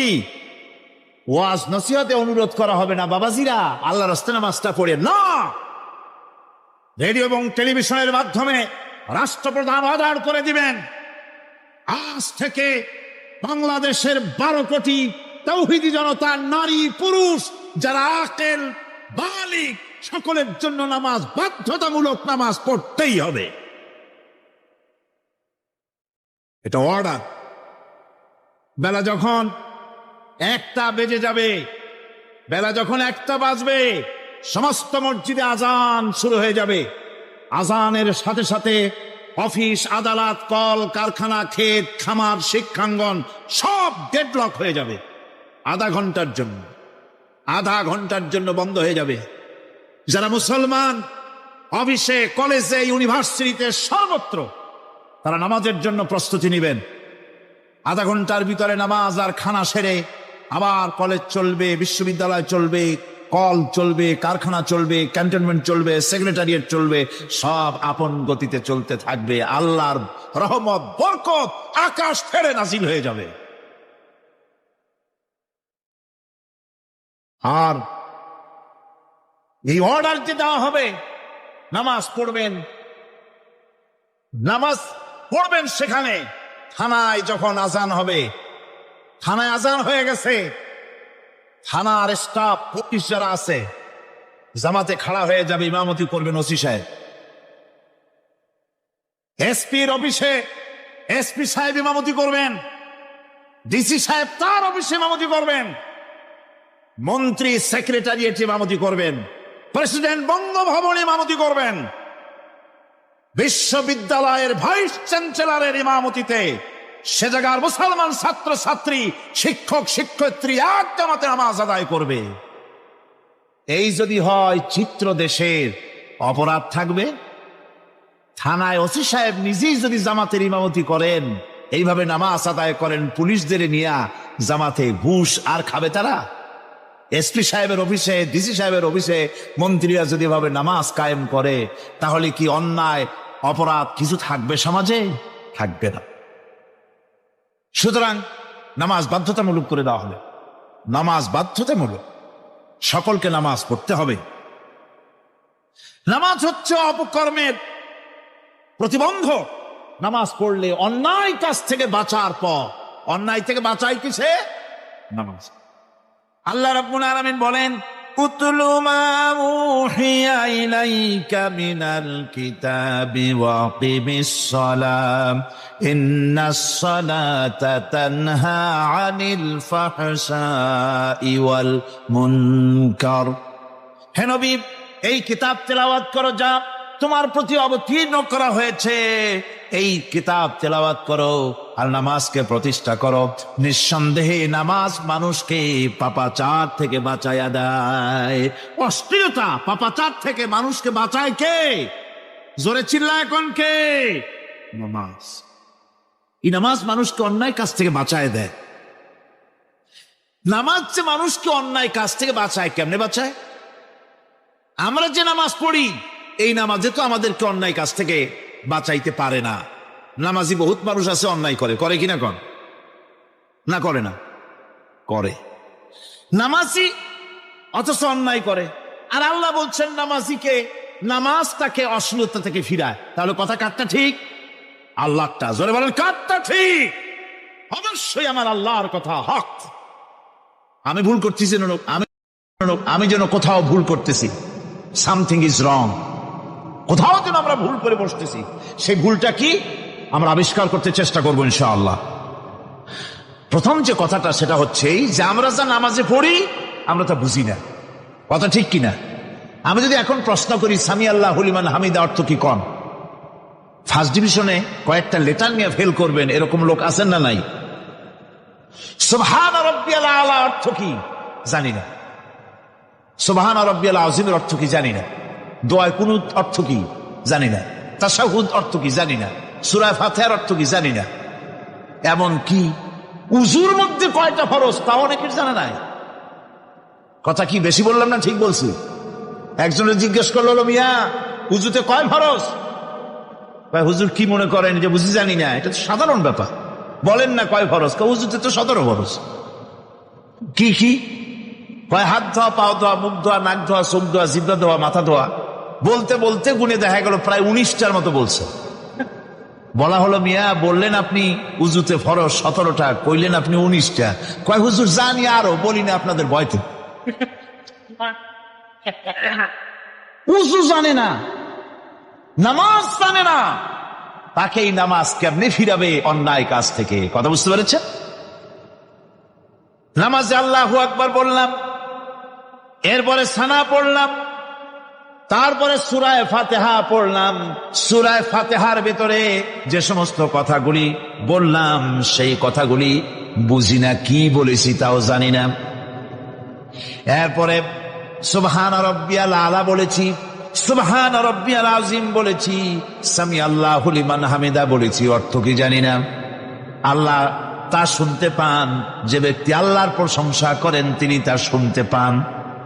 নামাজের মধ্যে আইডিয়া দেওয়া হচ্ছে, তুমি যে আল্লাহর জন্য নামাজ পড়তেছো, প্রশংসা করতেছো, এটা এমন নয় যে আল্লাহ পাক দেখছেন না বা শুনতেছেন না। তুমি যা বলতেছো, প্রশংসা করতেছো, আল্লাহ পাক তা শুনতে পাচ্ছেন। সামি আল্লাহু লিমান হামিদা, সুবহান রাব্বিয়াল আলা। আমি মহান সর্বশ্রেষ্ঠ আল্লাহ রাব্বুল আলামিনের পবিত্রতা ঘোষণা করছি, আমি তার প্রশংসা করছি। সূরা ফাতিহার কি আমরা বলি আপনারা ব্যাখ্যা দেখে বুঝে নিয়েন, সেগুলি আমি এখানে বলে বাকি কথা সব শেষ করতে পারবো না। নামাজে কি পড়েন সেটা যদি জানতেন, অবশ্যই আল্লাহ রাব্বুল আলামিনের কথা কার্যকরী হয়ে যেত। ইন্নাস সালাতা তানহা আনিল ফাহশাই ওয়াল মুনকার। নামাজ মানুষকে পাপের কাজ, অশ্লীলতা থেকে ফিরাতে পারে। আল্লাহ ইন্না বসাইছেন, নিশ্চয়ই, বেশক, অবশ্যই নামাজ পাপ থেকে ফিরাবে। কিন্তু কেমনে ফিরাবে নামাজ তো বুঝি না। নামাজ তো বুঝি না, খালি সেজদা দেয় জনমের মতো। আর সেজদা কি? নামাজে যদি দেখে ইমাম দেরি করতেছে, আত্তাহিয়াত পড়তে দেরি হয়ে যাচ্ছে, পিছন থেকে সিগন্যাল মারে, ঠিক কিনা? বেয়াদব, বেয়াদব। তোমার নামাজ, তোমার আত্তাহিয়াত আগে শেষ হয়েছে, তাতে কি হয়েছে? চুপ করে বসে থাকো। ইমামকে কাশি দিয়া সতর্ক করার অধিকার তোমার নাই। যদি ইমামকে সতর্ক করার জন্য কাশি দিয়ে থাকো, তোমার নামাজ ফাসেদ হয়ে যাবে। এটা ফাজলামি করার জায়গা না, এটা নামাজ। এর নাম কি? ধীরে সুস্থে নামাজ পড়তে হবে। অনেকে মসজিদটারে মনে করে জেলখানা, ঢুকতে যত দেরি, বেরোতে পারলে যেন বাসে যান ছটফট করে। সিনেমার মধ্যে গিয়ে ঘন্টার পর ঘন্টা বসে থাকে, খারাপ লাগে না? মসজিদে কেরাত যদি একটু লম্বা পড়ে, পিছনে বসে খালি কি যে করে, মনে মনে বলতে থাকে যে ইমাম এমন কাঁচা ছাড়া ছাড়ি না। আর গান যখন শোনে, শুনতেই থাকে। কত মজা, ঘুম আসে না, নাউযুবিল্লাহ। সুতরাং নামাজে কি পড়েন সেটা আপনাকে বুঝতে হবে। সঠিকভাবে নামাজ পড়ার পরও যদি কোনো মানুষের সঠিকভাবে, ভালো করে শোনেন, সঠিকভাবে নামাজ পড়ার পরেও যদি কোনো মানুষ পাপের থেকে না ফেরে, তাহলে বুঝতে হবে একথা, পানি আর সাবান দিয়া কাপড় ধুলে কাপড়ের ময়লা যাবে, কিন্তু পানি আর সাবান দিয়া কয়লা জনমের মতো ধুইলেও কয়লার ময়লা যাবে না। কথা বুঝে আসছে? এর থেকে আর উত্তম দৃষ্টান্ত আমার কাছে নাই। নামাজ পড়ার পরেও যদি চরিত্র ভালো না হয়, বুঝতে হবে নামাজ হচ্ছে না, কাঙ্ক্ষিত মানের নামাজ আদায় হচ্ছে না। আল্লাহর নবী বলেছেন, যার নামাজ পাপ কাজ হতে ফিরাতে পারল না, তার নামাজ নামাজি নয়। আবার শুনুন, রাসূল বলছেন, যার নামাজ তাকে পাপের কাছ থেকে ফিরাতে পারল না, তার নামাজ নামাজ নয়, ওইটি নামাজ হয় নাই, যার জন্য তার পাপ থেকে তারে ফিরাইতে পারছে না। আর কিয়ামতের দিন বেনামাজিরা সবচাইতে বেশি অপমানিত হবে। সবচাইতে বেশি অপমানিত হবে কারা? বেনামাজিরা। কিভাবে? ইয়াউমা ইউকশাফু আন সাকিন ওয়া ইউদআউনা ইলাস সুজুদি ফালা ইস্তাতিউন। সেদিন কঠিন সময়, আল্লাহ রাব্বুল আলামিন লোকদেরকে সিজদা করার জন্য বলবেন, কিন্তু যারা বেনামাজি ছিল দুনিয়ায়, তারা সিজদা দিতে পারবে না। বলেন নাউযুবিল্লাহ। অবস্থাটা কি হবে? খাশিআতান আবসারুহুম তারহাকুহুম যিল্লাহ। তাদের দৃষ্টি নিচু হবে, লাঞ্ছনা এবং অপমান তাদের উপরে চেপে বসবে, সিজদা দিতে পারবে না। আল্লাহ আমাদেরকে ক্ষমা করুন।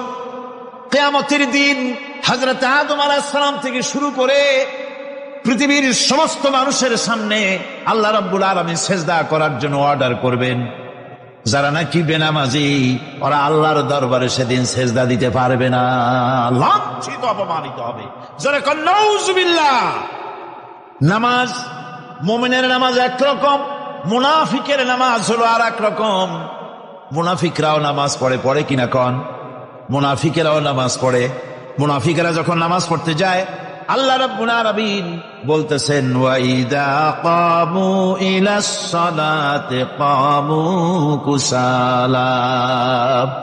মুনাফিকেরা যখন নামাজ পড়তে দাঁড়ায়, নামাজে আসে ঠিক তারা, কিন্তু নামাজের জন্য দাঁড়ায় খুব শৈথিল্য ভারে, শৈথিল্য ভাবে দাঁড়ায়, কাহিলি, সুস্তি, এ জায়গা চুলকায়, পায়জামা ধরে টান দেয়, টুপিটা ঘুরে আয়, এদিক ওদিক তাকায়।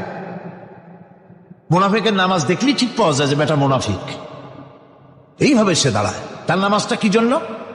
ইউরাউনান নাসা ওয়া লা ইয়াযকুরুনাল্লাহা ইল্লা কালিলা।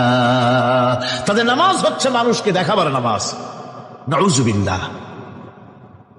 এখন দেখবেন এই মৌসুম আসছে, নামাজের মৌসুম, বেনামাজিদের নামাজের মৌসুম। জনসভা হচ্ছে, নির্বাচন আসতেছে, নামাজে রক্ত হয়ে গেছে, তাড়াতাড়ি আজান হয়ে গেল। টুপি না থাকলে রুমাল একটা মাথায় দিল, উজু আছে কি না আছে, আল্লাহু আকবার, যা আছে কপালে হয়ে যাক। মানুষকে দেখাবার জন্য এরা নামাজ পড়ে। এরা আল্লাহ শরণার্থে নামাজ খুব কম লোকই পড়ে। এরা হচ্ছে মুনাফিক। দুনিয়া এবং আখিরাতে কল্যাণের জন্য একমাত্র মাধ্যম হচ্ছে নামাজ। দুনিয়াও যদি কল্যাণ চাই, আখিরাতেও যদি কল্যাণ চাই, তাহলে এর জন্য কি করতে হবে? কি করতে হবে? আমার কথা নয়, আল্লাহ রাব্বুল আলামিনের কথা শুনুন। রব্বুল আলামিন বলেন, ক্বাদ আফলাহাল মুমিনুন আল্লাযীনা হুম ফি সালাতিহিম খাশিউন ওয়াল্লাযীনা হুম লিয-যাকাতি ফাঈলুন ওয়াল্লাযীনা হুম লিফুরুজিহিম হাফিজুন। নিশ্চিতভাবে সেই সব মুমিন কল্যাণ লাভ করবে, নিশ্চিতভাবে। যারা, তারা হচ্ছে ওই সব লোক যারা নিজেদের নামাজ ভীতি মিশ্রিত বিনয় ভাবে, ভীতি মিশ্রিত অবস্থায় বিনয়ের সাথে যারা নামাজ আদায় করে, যারা বেহুদা কাজ থেকে বিরত থাকে, যারা যাকাতের পন্থায় কর্মতৎপর হয়, আর যারা নিজের লজ্জাস্থানকে হেফাজত করে। এরপরে আল্লাহ পাক বলেন, ওয়াল্লাযীনা হুম লিআমানাতিহিম ওয়া আহদিহিম রাউন ওয়াল্লাযীনা আলা সালাওয়াতিহিম ইউহাফিজুন ওয়াল্লাযীনা আলা সালাতিহিম হাফিজুন। আর যারা তাদের আমানতকে পূর্ণ করে, আমানত এবং তাদের ওয়াদা চুক্তি পূর্ণ করে, এবং যারা নিজেদের নামাজ সমূহকে পূর্ণভাবে হক আদায় করে নামাজ পড়ে, নামাজের যারা হেফাজত করে, এরা কারা? এরা হচ্ছে উলাইকা হুমুল ওয়ারিসুন আল্লাযীনা ইয়ারিসুনাল ফিরদাউসা হুম ফিহা খালিদুন। এরা হচ্ছে সেই সব লোক, এরা উত্তরাধিকার হচ্ছে জান্নাতের উত্তরাধিকার, জান্নাতুল ফিরদাউসে আল্লাহ রাব্বুল আলামিন এই গুণ বিশিষ্ট লোকদের জন্য জায়গা করে দিবেন। জোরে কোন সুবহানাল্লাহ। নামাজকে পড়তে বলা হয়নি, কোরআন শরীফে বলা হয়েছে নামাজ কায়েম করো। কি বলা হয়েছে কন্ত দেখি? নামাজ কায়েম করো, নামাজ পড়ো। এই কথা কিন্তু কোরআন শরীফে কোন জায়গায় আছে নাকি? এখন কায়েম করা কারে বলে? একটা গুরুত্বপূর্ণ আরেকটি বিষয়, নামাজ কায়েম করতে বলা হয়েছে। কায়েম কি? কায়েমটা হচ্ছে দৃষ্টান্ত স্বরূপ বলা যায় যে জিনিসটা সমাজে প্রতিষ্ঠিত আছে ওইটারে বলে কায়েম হওয়া, আর যেটা প্রতিষ্ঠিত নাই ওটা কায়েম নাই। কায়েম মানে হলো প্রতিষ্ঠিত থাকা। যেমন আমাদের দেশে, আমাদের সমাজে নারী পুরুষ শিশু বৃদ্ধ সকলেই কাপড় পরা, শাড়ি পরা, লুঙ্গি পরা, এই কাপড় পরাটা কায়েম আছে, প্রতিষ্ঠিত আছে না নাই? যার কারণে কাপড় পরা সমাজে কায়েম আছে বলে উলঙ্গ মানুষ সমাজে খুঁজে পাওয়া যায় না, পাগল ছাড়া, ঠিক কিনা? একটা বাচ্চাকেও যদি উলঙ্গ হতে বলেন এখানে, 5 বছর 6 বছরের একটা বাচ্চাকেও, সে কিন্তু রাজি হবে না, ঠিক কিনা? যেহেতু কাপড় পরা সমাজে প্রতিষ্ঠিত আছে সেহেতু উলঙ্গ মানুষ পাওয়া যায় না, কাপড় পরাটাই এখানে প্রতিষ্ঠিত। সুতরাং এখন অবস্থাটা এই হয়েছে, কাপড় পরা প্রতিষ্ঠিত আছে বলে কোন উলঙ্গ মানুষ এসে যদি এই মঞ্চে দাঁড়ায় আর বলে আমাকে একটু বক্তৃতা করতে দেন, আপনারা কি করবেন? মঞ্চে তো উঠতেই দিবেন না। উলঙ্গ মানুষ যদি কোনো চাকরি নিতে যায় ইন্টারভিউতে, তাকে লাইনে দাঁড়াইতে দেবে? দেবে না। এমন কি উলঙ্গ হয়ে যদি বাড়িতে প্রবেশ করে তার বউ দূর দূর করে তাড়ায় দেবে, ঠিক কিনা? যেহেতু সমাজের ভিতরে কাপড় প্রতিষ্ঠিত আছে সেই জন্য এই উলঙ্গ মানুষ পাওয়া যায় না। অনুরূপ ভাবে নামাজ যদি প্রতিষ্ঠিত হতো সমাজের ভিতরে, তাহলে বেনামাজি খুঁজে পাওয়া যেত না। চাকরি করতে গেলে সেখানে নামাজ মানদণ্ড হয়ে যেত, নামাজ পড়ে কিনা তা দেখে নেওয়া হতো।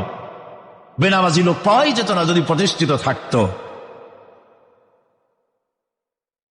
প্রথম প্রশ্নই হতো তুমি নামাজ পড়ো কিনা।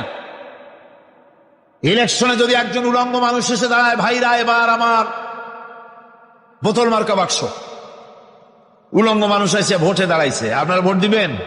দিবেন। ওই যে কাপড় প্রতিষ্ঠিত আছে বলে, লুঙ্গি প্রতিষ্ঠিত সমাজে আছে বলে উলঙ্গ মানুষকে আপনি ভোট দিবেন না।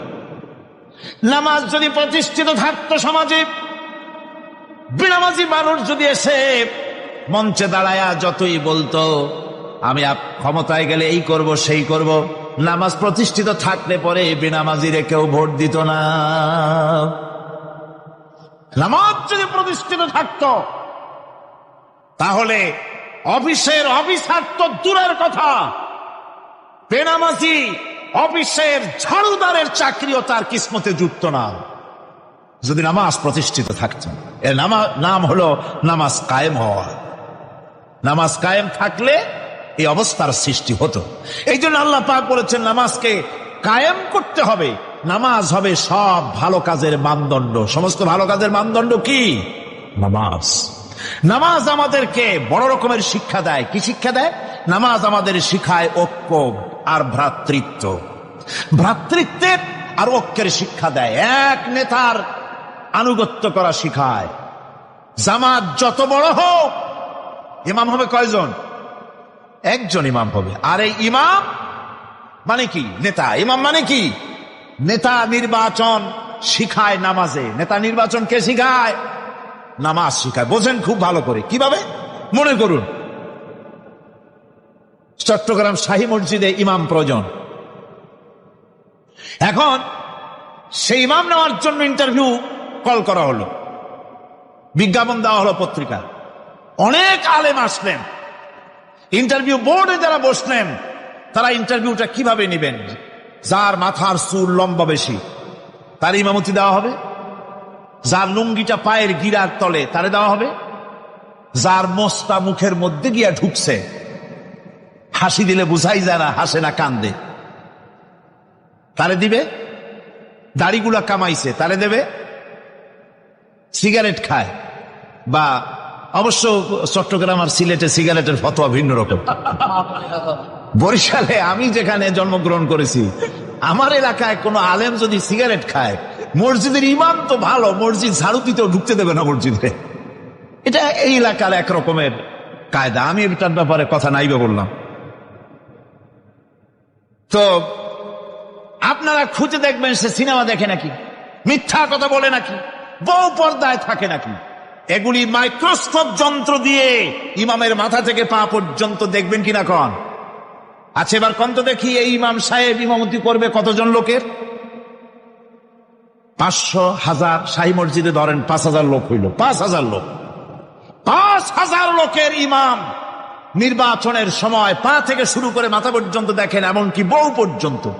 বৌমনি আনিয়ে দেখেন না, পর্দায় থাকে কিনা এইটা আপনারা দেখেন, ঠিক কিনা? এ খবরটা নেন। 5000 লোকের একটা ইমাম বানাতে গিয়ে মাইক্রোস্কোপ যন্ত্র দিয়ে দেখেন মোষ কেমন, দাড়ি কেমন, চুল কেমন, পাও কেমন, হাত কেমন, হাতে নখ লম্বা কিনা, দাঁতে ছাতা কিনা, বউ পর্দায় থাকে কিনা, মিথ্যা কথা কয় কিনা, এত দেখেন। আর যখন নির্বাচন আসে, তখন 2.5 থেকে 3 লক্ষ মানুষের জন্য একজন এমপি নির্বাচিত হয়। সেই ইমামকে বাছাই করার জন্য নামাজ পড়ে কিনা, জিনাকার কিনা, মদখোর কিনা, সুদখোর কিনা, ঘুষখোর কিনা, বদমাশ কিনা, বাছাই করা হয় না।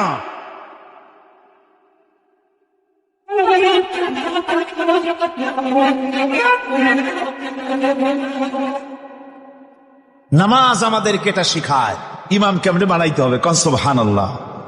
নামাজ ঐক্য শিখায়, নামাজ ভ্রাতৃত্ব শিখায়, নামাজ পারস্পরিক মহব্বত শিখায়, নামাজ নেতা কেমন হওয়া উচিত, নেতা নির্বাচন শিখায়।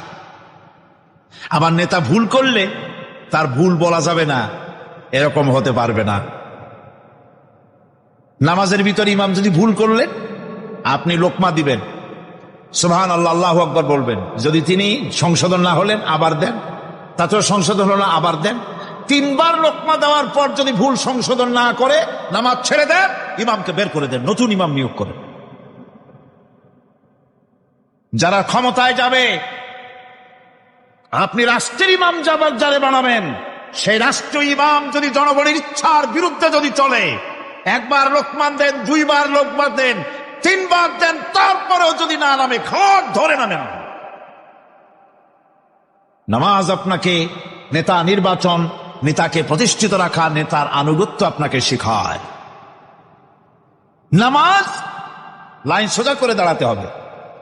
লাইন যদি বাঁকা করেন, আপনার কলজেটা ওরকম বাঁকা হয়ে যাবে। নাউযুবিল্লাহ। নামাজের কাতারে যার কারণে নামাজের কাতার বাঁকা হবে, পুরা কাতারের জন্য আল্লাহর কাছে ওই লোকটা দায়ী হয়ে যাবে। নামাজ শৃঙ্খলা শিখায়। সুবহানাল্লাহ কইতে ইচ্ছা করে না? নামাজ শৃঙ্খলা শিখায়, শৃঙ্খলা বোধ শিখায়, সোজা হয়ে দাঁড়ায়। তারপরে ঐক্য এবং মহব্বত শিখায়। নামাজের ভিতরে যখন দাঁড়ায় গেলেন, আমির দাঁড়ালো, ফকির দাঁড়ালো, মন্ত্রী দাঁড়ালো, তার ড্রাইভারও দাঁড়ায় গেল, একই কাতারে দাঁড়ায় গেছে। নামাজ পড়তে গিয়ে ড্রাইভারের পাও গিয়ে লেগেছে মন্ত্রীর গায়ে। নামাজ শেষ হওয়ার পর মন্ত্রীর বাবার ক্ষমতা নাই এ কথা বলার যে বেটা ড্রাইভার সলিমদ্দি তোর পাও লেগেছে আমার পায়ে, তোর চাকরি সুদ্ধা দোজকে পাঠায় দেব। পারবে বলতে? পারবে না। মিয়া মন্ত্রী সাহেব, এটা তোমার সেক্রেটারিয়েট না, এটা আল্লাহর ঘর। এটা কার ঘর? এক হি সব মে খড়ে হো গে মাহমুদ ও আয়াজ, এক হি সব মে খড়ে হো গে महमूद आयाज, न कोई बंदा रहा न कोई बंदा नवाज। একই কাতারে দাঁড়িয়ে গেছে সম্রাট মাহমুদ আর চাকর আয়াজ। এখন সম্রাট মাহমুদও নাই, চাকর আয়াজও নাই, সম্রাট আর চাকর দুজনই আল্লাহ পাকের গোলাম হয়ে গিয়েছে। তুমি মসজিদে এসেছো, তুমি আল্লাহর গোলাম। কার গোলাম? আল্লাহ পাকের গোলাম। এই জিনিস শিখায় নামাজ। নামাজ শিখায় মানুষকে পাঞ্চুয়ালিটি, নিয়মানুবর্তিতা, সময়ের জ্ঞান শিখায় নামাজ। নামাজ মানুষকে কি শিখায়? আল্লাহ রাব্বুল আলামিন বলছেন, ইন্নাস সালাতা কানাত আলাল মুমিনিনা কিতাবাম মাওকুতা। নিঃসন্দেহে নামাজ মোমেনদের নিয়মানুবর্তিতার সাথে ফরজ করা হয়েছে, তাদের উপরে নিয়মানুবর্তিতার উপরেই, সময়ের উপরে নামাজকে ফরজ করা হয়েছে। আপনার আন্দাজ মতো আপনি পড়তে পারবেন না, সময় মতো পড়তে হবে, আউয়াল ওয়াক্তে পড়তে হবে। আমার দেশের মসজিদগুলিতে ফজরের নামাজ পড়া হয় এমন সময় পূর্ব দিক ফর্সা হয়ে যায়। ইমাম সাহেব যদি ভুল করেন, নামাজ যদি দোহরাতে যান, তাহলে সূর্য উদয় হয়ে যাবে, এমন অবস্থা। নামাজ এত দেরিতে পড়া হয়। প্রত্যেক ওয়াক্তের নামাজ আউয়াল ওয়াক্তে পড়ার জন্য রাসূল সাল্লাল্লাহু আলাইহি ওয়াসাল্লাম তাগিদ করেছেন। সময়ের দিকে লক্ষ্য রাখতে বলা হয়েছে। যেই জাতি, লক্ষ্য করুন, যে জাতি দৈনিক 5 বার টাইমলি, অক্ত মতো, সময় মতো নামাজ আদায় করতে হয়, দুর্ভাগ্যজনক সত্য, সেই জাতির কাছে সময়ের কোনো দাম নাই। সময়ের দাম নাই। 9টার গাড়ি কয়টা আসবে? 9টার গাড়ি কয়টায় আসবে? একদিন দেখা গেল সত্যি 9টার সময় এসে গেছে। যাত্রীরা বলছে মাশাআল্লাহ, অন্তত একটা দিন তো 9টার সময় আসলো। স্টেশন মাস্টার বলছে না, খুশি হওয়ার কারণ নাই, আজকের না, এটা গতকালকেরটা। আমার আমেরিকার সফরের সময়, যে বাড়িতে আমি আমেরিকায় থাকি, কুইন্স এলাকায়, নিউ ইয়র্ক সিটিতে, সে বাড়িওয়ালা চাকরি করে। সে আমাকে বলল 10টি বছর আমি একটা ট্রেনে যাতায়াত করি। সে বলছে রাত 3:45 ট্রেনটা আসে, ওই ট্রেনে চড়ে সে তার কর্মস্থলে যায়। বলল 10টা বছর আমি এখানে আছি, 10 বছরের ভিতরে এই ট্রেনটা 1 মিনিটের জন্য এদিক ওদিক করলো না, ঠিক 3:45 এসে হাজির হয়ে গেছে। ঝড় হোক, বৃষ্টি হোক, স্নো পড়ুক, বরফ পড়ুক, টাইমলি চলতেছে। দুনিয়ায় ভিন্ন জাতিরা যে উন্নতি করে, তার পেছনে সময়ের জ্ঞান তাদের অনেক বেশি আমাদের থেকে। কথা ঠিক কিনা? আমাদের সময়ের জ্ঞান নাই, সময়ের কোনো মূল্য আমরা দেই না। 2টার সময় মিটিং হবে, মন্ত্রী সাহেব আসেন 5টার সময়, ঠিক কিনা? বক্তৃতার জন্য সময় দেওয়া হয়েছে 20 মিনিট, নাহমাদু ওয়া নুসাল্লি আলা কইয়া সুর দিয়া 35 মিনিট গেছে নাহমাদু কইতে কইতে। সময় 20 মিনিট, তার মনেই নেই। এই যে সময়ের জ্ঞান নাই, এটা ব্যর্থতা। নামাজ মানুষকে সময়ের জ্ঞান শিখায়। কোন আলহামদুলিল্লাহ। এই সময়ের জ্ঞান আমাদেরকে শিখতে হবে। এবার আমি আপনাদের সামনে বলতে চাই, আল্লাহর নবী জনাবে মুহাম্মদ রাসূলুল্লাহ সাল্লাল্লাহু আলাইহি ওয়াসাল্লাম নামাজের ব্যাপারে কি বলছেন। এতক্ষণ তো আল্লাহর কথা শোনালাম, কার কথা শোনাইছে? আমার আল্লাহর নবী বলেন, নবীকে প্রশ্ন করা হলো, ইয়া রাসূলুল্লাহ, আইয়ু শাইইন আহাব্বু ইনদাল্লাহি ফিল ইসলাম, ইসলামের মধ্যে আল্লাহর কাছে কোন জিনিসটা বেশি প্রিয়? আল্লাহর কাছে ইসলামের কোন জিনিসটা বেশি প্রিয়? হুজুর বললেন, as-salatu li waqtiha, মান তারাকা সালাতান ফালা দীন লাহু ওয়াস-সালাতু ইমাদুদ্দিন। আল্লাহর কাছে সবচাইতে বেশি প্রিয় হচ্ছে নামাজ। সবচাইতে প্রিয় কি? নামাজ। ওয়াক্ত মতো নামাজ আদায় করা আল্লাহ পাকের বেশি প্রিয়। আর এই নামাজ হচ্ছে দ্বীনের খুঁটি। এটা দিনের কি খুঁটি। এই যে খুঁটিগুলো আছে, খুঁটিগুলো ফালাই দিলে তারপর আপনার এই প্যান্ডেল থাকবে? থাকবে না। বিল্ডিং এর পিলার ভেঙে দেন, বিল্ডিং টিকবে? ঘরের খুঁটিগুলি উড়ায় ফেলেন, ঘর টিকবে? টিকবে না। দিনের খুঁটি হচ্ছে নামাজ। লা দীনা লিমান লা সালাতা লাহু। যার কাছে দিন নাই, যার কাছে নামাজ নাই, তার কাছে কি নাই? দিন নাই, ঈমান নাই। আল্লাহর নবী বলেছেন, ওয়ান জাবির রাদিয়াল্লাহু তাআলা আনহু قال قال رسول الله صلى الله عليه وسلم بين العبد وبين الكفر ترك الصلاة। আল্লাহ পাকের নবী বলেন, আল্লাহর বান্দার মুমিন, আল্লাহর বান্দার কাফের, দুইজনের মধ্যে পার্থক্য হলো যে ব্যক্তি নামাজ পড়ে সে আল্লাহর গোলাম, যে নামাজ পড়ে না সে কাফের হয়ে গেল। যে নামাজ পড়লো না সে কাফের হয়ে গেল। মান তারাকা সালাতান মুতাআম্মিদান ফাকাদ কাফারা। যে ব্যক্তি ইচ্ছে করে নামাজ ছেড়ে দিল সে কাফের হয়ে গেল। বলেন নাউযুবিল্লাহি মিন যালিক। এই জন্য নামাজ আদায় করা বাধ্যতামূলক প্রত্যেকটি মুসলমানের জন্য। রাসূল করিম সাল্লাল্লাহু আলাইহি সাল্লাম একটা দৃষ্টান্ত দিয়েছেন, কারো বাড়ির সামনে যদি একটা নাহার থাকে, একটা পুকুর থাকে, একটা খাল থাকে প্রবাহিত, এতে যদি ওই বাড়িওয়ালা দৈনিক 5 বার গোসল করে তাহলে তার গায়ে কি কোনো ময়লা থাকে? হুজুর, সাহাবীরা বললেন না হুজুর, থাকে না। হুজুর বললেন এটাই হলো নামাজের দৃষ্টান্ত।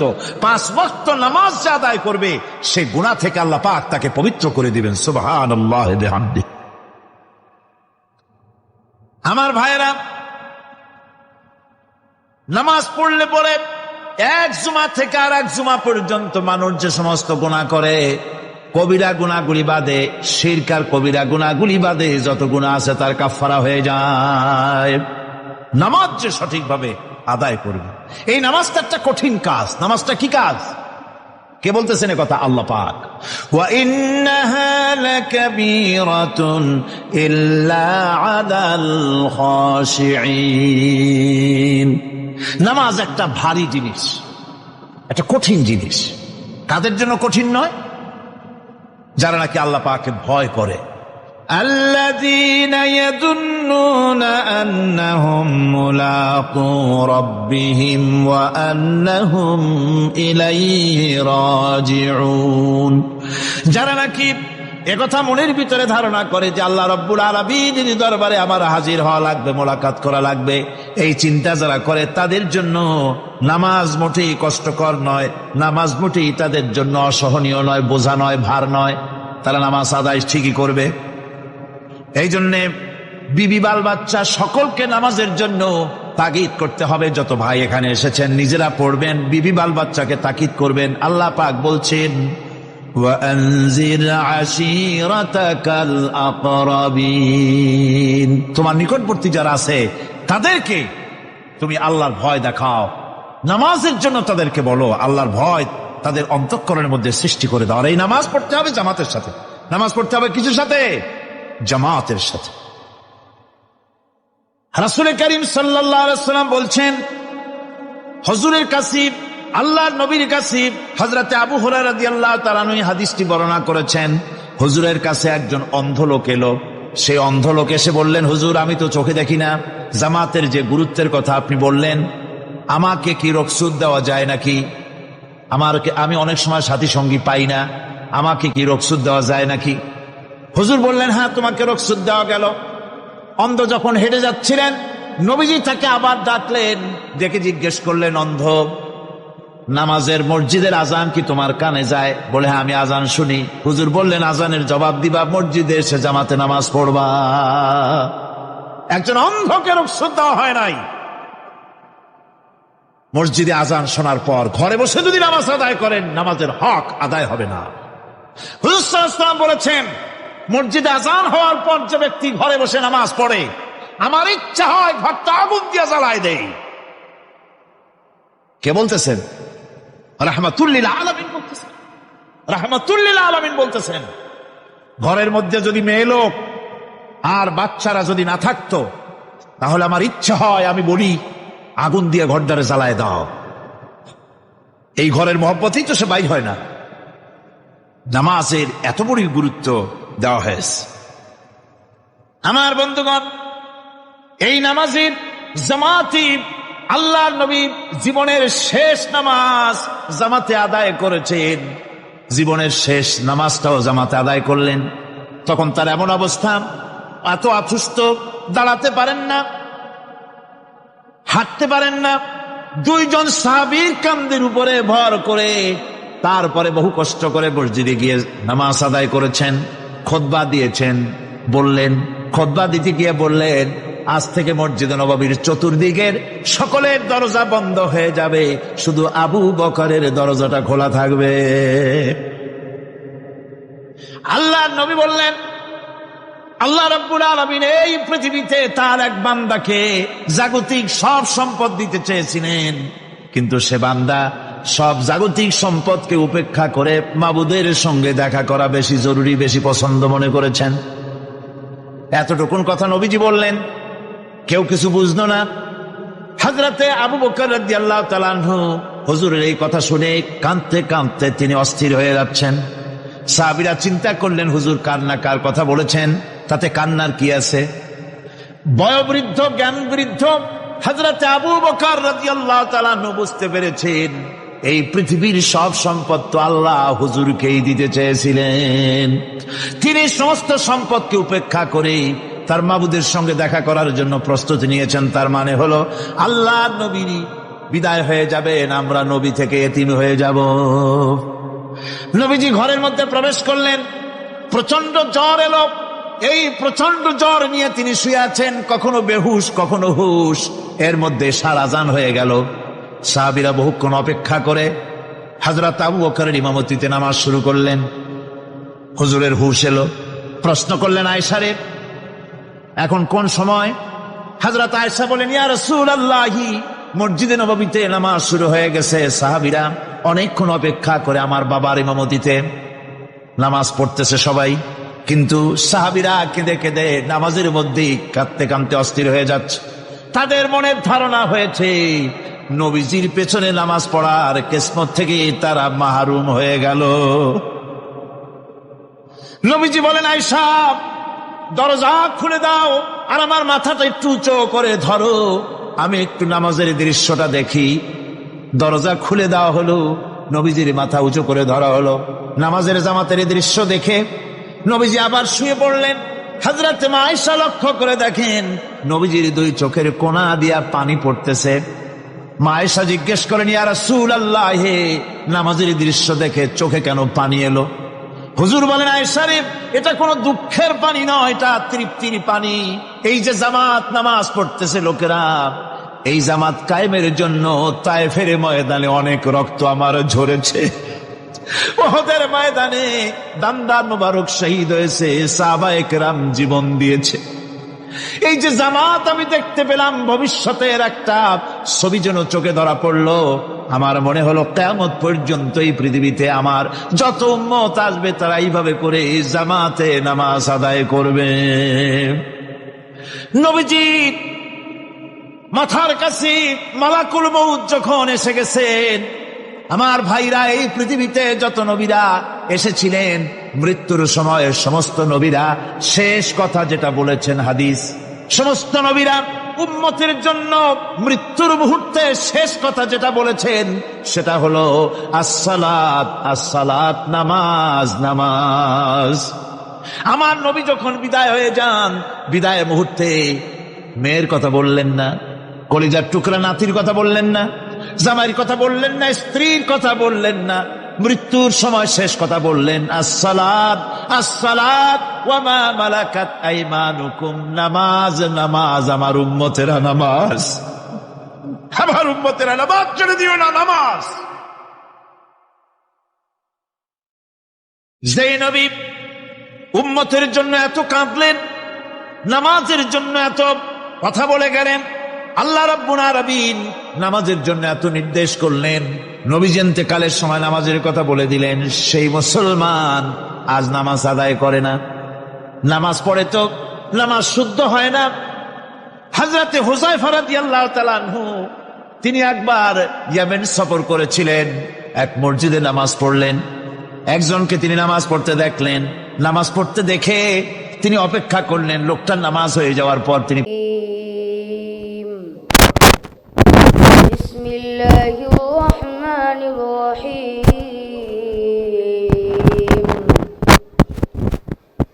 يستعجلونك بالعذاب وإن جهنم لمحيطة بالكافرين يوم يغشاهم العذاب من فوقهم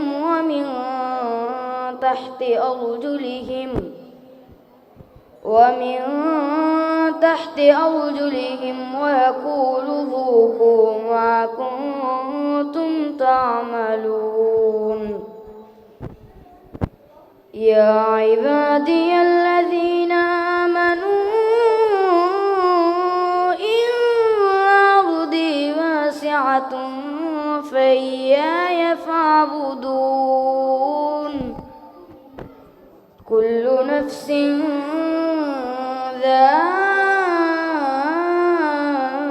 ذائقة الموت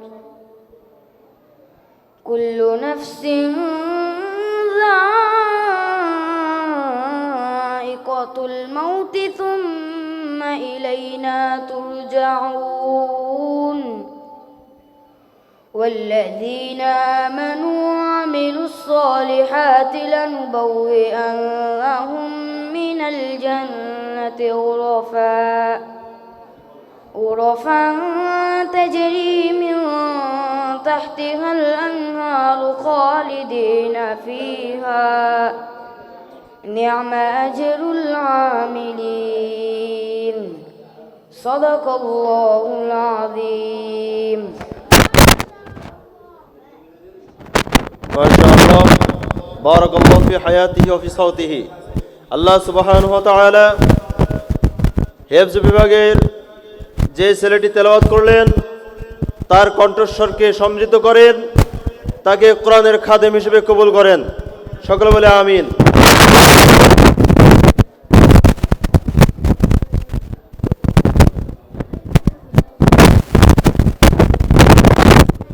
এই পর্যায়ে ইসলামী সঙ্গীত পরিবেশনা করবেন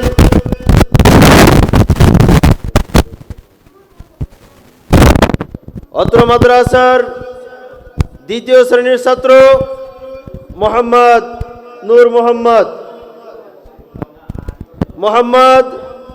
মোহাম্মদ মাহাদি।